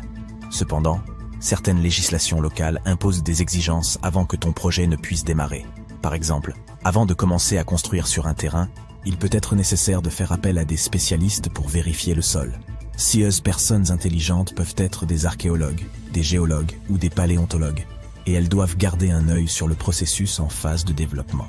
En cas de découverte d'artefacts ou d'écofacts, termes savants pour désigner des vestiges organiques, ces experts interviennent pour les fouiller et les étudier. Mais qu'en est-il des sites qui n'ont rien à voir avec les bulldozers et les chapeaux jaunes? Les archéologues ont plus d'un tour dans leur sac lorsqu'il s'agit de localiser les points chauds de l'Antiquité. Ils plongent dans les archives historiques et font un travail de détective. En recherchant de vieux documents et de vieilles cartes, ils peuvent reconstituer le puzzle de l'activité humaine dans une région donnée. Si un site a déjà été visité, c'est encore mieux. La découverte de traces de fouilles antérieures ou de récits historiques peut donner aux archéologues de nombreuses informations sur les endroits où poursuivre leur chasse au trésor. Avant de commencer à manier leur pelle, les archéologues se livrent à une sorte de balayage visuel. Armés d'un système de quadrillage, ils se promènent sur le site, à l'affût de tout artefact susceptible de se cacher juste sous la couche supérieure de la terre. Qu'il s'agisse d'outils en pierre taillée, de verres historiques ou même d'anciennes décharges, oui, elles ont aussi de la valeur. Ces explorateurs à l'œil vif peuvent repérer des signes d'activité humaine plus rapidement que la plupart des gens. S'ils tombent sur un hamac coquillé, terme savant pour désigner un dépôt d'ordures, ils savent avec certitude que l'homme a jadis habité cet endroit. Les archéologues ne se contentent pas de leur fidèle pelle. Ils disposent d'un arsenal de gadgets pour les aider dans leur recherche de merveilles cachées. Les outils géophysiques sont en quelque sorte leurs armes secrètes. Prenons l'exemple du résistivimètre. Cet appareil astucieux mesure la composante électrique du sol et tout élément ou artefact enfoui. Un mur enterré, par exemple, produira une résistivité différente de celle du sol environnant. Les magnétomètres et les géoradars fonctionnent de la même manière, mettant en évidence les indices potentiels de trésors anciens dans le sol. Et qui pourrait oublier notre vieil ami, le GPS? Il aide les archéologues à cartographier des emplacements précis, comme une carte au trésor high-tech les menant directement à leur peau d'or. Tu souhaites visiter virtuellement certains des sites archéologiques les plus importants du monde? Suis-moi. Au Royaume-Uni, par exemple, tu trouveras cet endroit intéressant appelé Stonehenge. C'est l'un des nombreux Henges répartis dans le pays, mais celui-ci est vraiment exceptionnel. Imagine cela. Des pierres anciennes et massives se dressent fièrement, disposées sous forme d'un anneau à l'extérieur et d'un fer à cheval à l'intérieur, avec quelques pierres plus petites pour faire bonne mesure. Et devine quoi? Ces pierres étonnantes existent depuis plus de 5000 ans. C'est ce que l'on appelle une longévité à toute épreuve. C'est là que les choses deviennent intéressantes. Selon le folklore local, le légendaire magicien Merlin a sorti sa baguette magique et a téléporté ces pierres massives depuis l'Irlande. Apparemment, des géants les avaient assemblées là-bas, mais Merlin a décidé qu'elles seraient bien plus belles à leur nouvel emplacement. D'autres pensent qu'il s'agit simplement des ruines d'un ancien édifice spirituel romain. Ces structures étonnantes ont été construites par nos ancêtres de l'âge du bronze. Avec leurs outils simples et leur technologie limitée, ils ont réussi à créer ce chef-d'œuvre monumental. Impressionnant, non? Malheureusement, nous ignorons encore beaucoup de choses sur cette région. L'objectif initial de Stonehenge reste encore aujourd'hui un mystère. Certes, il existe de nombreuses théories, mais les scientifiques ne sont pas encore parvenus à se mettre d'accord sur le sujet. On sait cependant qu'il est parfaitement aligné pour accueillir le lever du soleil lors des solstices d'été et d'hiver. L'ancienne ville de Pompéi est un site archéologique tout aussi étonnant. Imagine un peu, le Vésuve, un fauteur de troubles notoires, a décidé de piquer une crise volcanique et a complètement recouvert cette ancienne ville romaine. Il l'a transformée en capsule temporelle, située à l'extérieur de l'actuelle Naples, en Italie. En 1748, une bande d'explorateurs aventureux est tombée sur Pompéi. Ils ont découvert alors un trésor de choses bien conservées. Des rues, des maisons, de la nourriture, probablement un peu périmée, des bijoux clinquants, des sculptures raffinées, des fresques colorées, des objets ménagers de tous les jours, et même des restes humains et animaux. C'était comme une fête archéologique épique. À première vue, Pompéi avait tout pour plaire. Des maisons et des villas de luxe, Une immense arène de 20 000 places, de jolies petites boutiques d'artisans, des lieux de rencontre comme des tavernes, sans oublier les endroits coquins comme ces bains luxueux où l'on pouvait se faire dorloter intensément. Il y a aussi le sanctuaire d'Apollon, où les gens se réunissaient pour leur culte quotidien. Et bien sûr, le cœur animé de la ville, le forum de Pompéi, où tous les gens branchés avaient l'habitude de se retrouver. Et devine quoi? Pompéi est tellement cool qu'elle a été inscrite sur la liste du patrimoine mondial de l'UNESCO en 1977. C'est en quelque sorte le panthéon de l'histoire. Cette liste comprend également de nombreux autres bâtiments et sites célèbres, comme le Taj Mahal en Inde et l'Acropole d'Athènes en Grèce. Bienvenue à Rapa Nui, mieux connu sous le nom d'île de Pâques. C'est un point minuscule dans l'immensité de l'océan Pacifique, situé à 3500 km des côtes chiliennes. Cette île est surtout célèbre pour ses imposantes statues Moai. Ce lieu abrite également l'un des systèmes d'écriture les plus énigmatiques au monde, connu sous le nom de Rongorongo. Nous avons mis au jour 27 petites tablettes en bois portant ce script. Pendant des années, les historiens ont débattu de l'authenticité et de l'histoire de ces dernières. Et à présent, nous sommes peut-être sur le point de percer leur mystère. L'homme a posé le pied sur cette île pour la première fois au XIIe siècle. Pendant de nombreuses décennies, elle a été habitée par le peuple Rapa Nui, relativement isolé au cœur de l'océan Pacifique, jusqu'à l'irruption des Européens dans les années 1720. Avec eux sont arrivés une multitude de défis, réduisant drastiquement la population autochtone à une fraction de ce qu'elle était. Par la suite, au XIXe siècle, le missionnaire Eugène Hérault a visité l'île et y a déniché des tablettes en bois ornées de symboles complexes. Il les a décrites comme extraordinaires et affirmé qu'il y en avait des centaines disséminées sur toute l'île, présentes dans chaque demeure. Mais hélas, toutes n'ont pas survécu jusqu'à ce jour. Seules 27 d'entre elles ont été préservées. Certaines étaient érodées par le temps, brûlées ou autrement endommagées. Aujourd'hui, elles sont dispersées à travers le monde, exposées dans des musées et conservées dans des collections privées. Certains vestiges de cette langue ont été ramenés à Tahiti, puis en Europe, ne laissant rien sur l'île de Pâques elle-même. Les 4 tablettes sacrées ont terminé dans une congrégation catholique à Rome. Ce sont celles-là même qui ont participé à cette récente découverte. Depuis des années, les historiens se demandent si ce système d'écriture a été développé indépendamment par les habitants de l'île ou s'ils l'ont emprunté aux Européens. Pour élucider ce mystère, ils ont eu recours à la datation au carbone 14. Tous les matériaux organiques, tels que le bois, le charbon et autres, renferment une infime quantité d'une forme radioactive de carbone, appelée carbone 14. À la fin de leur vie, ils cessent d'absorber du carbone 14, et la quantité présente commence à se désintégrer avec le temps. En mesurant la quantité de carbone 14 restant dans un échantillon, nous pouvons estimer son âge. Cette méthode nous a permis de déterminer l'âge de nombreux fossiles et artefacts. C'est ainsi qu'on a étudié l'âge de certaines tablettes Rongorongo. 3 d'entre elles avaient été fabriquées à partir d'arbres cultivés au XVIIIe ou XIXe siècle, correspondant ainsi à l'arrivée des Européens. Cependant, l'une d'entre elles est antérieure à leur première visite sur l'île. 2 éléments suggèrent que le peuple Rapa Nui a lui-même créé le système d'écriture Rongorongo. Tout d'abord, il présente des caractéristiques distinctes des langues européennes. Son décodage s'avère une tâche ardue, avec plus de 400 glyphes uniques, aucun ne ressemblant à un système d'écriture connu. De nombreuses tentatives ont été entreprises pour en percer les secrets, sans succès jusqu'à présent. Deuxièmement, l'une des tablettes semble remonter au XVe siècle, avant l'arrivée des Européens. Cependant, la datation au radiocarbone ne nous renseigne que sur la période où le bois de la tablette a été coupé, et non sur la période où l'écriture a été gravée dessus. Et puisque nous n'avons qu'une seule tablette pour référence, nous ne disposons pas de suffisamment de preuves pour affirmer quoi que ce soit. D'un autre côté, pourquoi les habitants de l'île auraient-ils conservé du bois coupé pendant plus de 200 ans, juste pour l'attraper un beau jour et écrire dessus?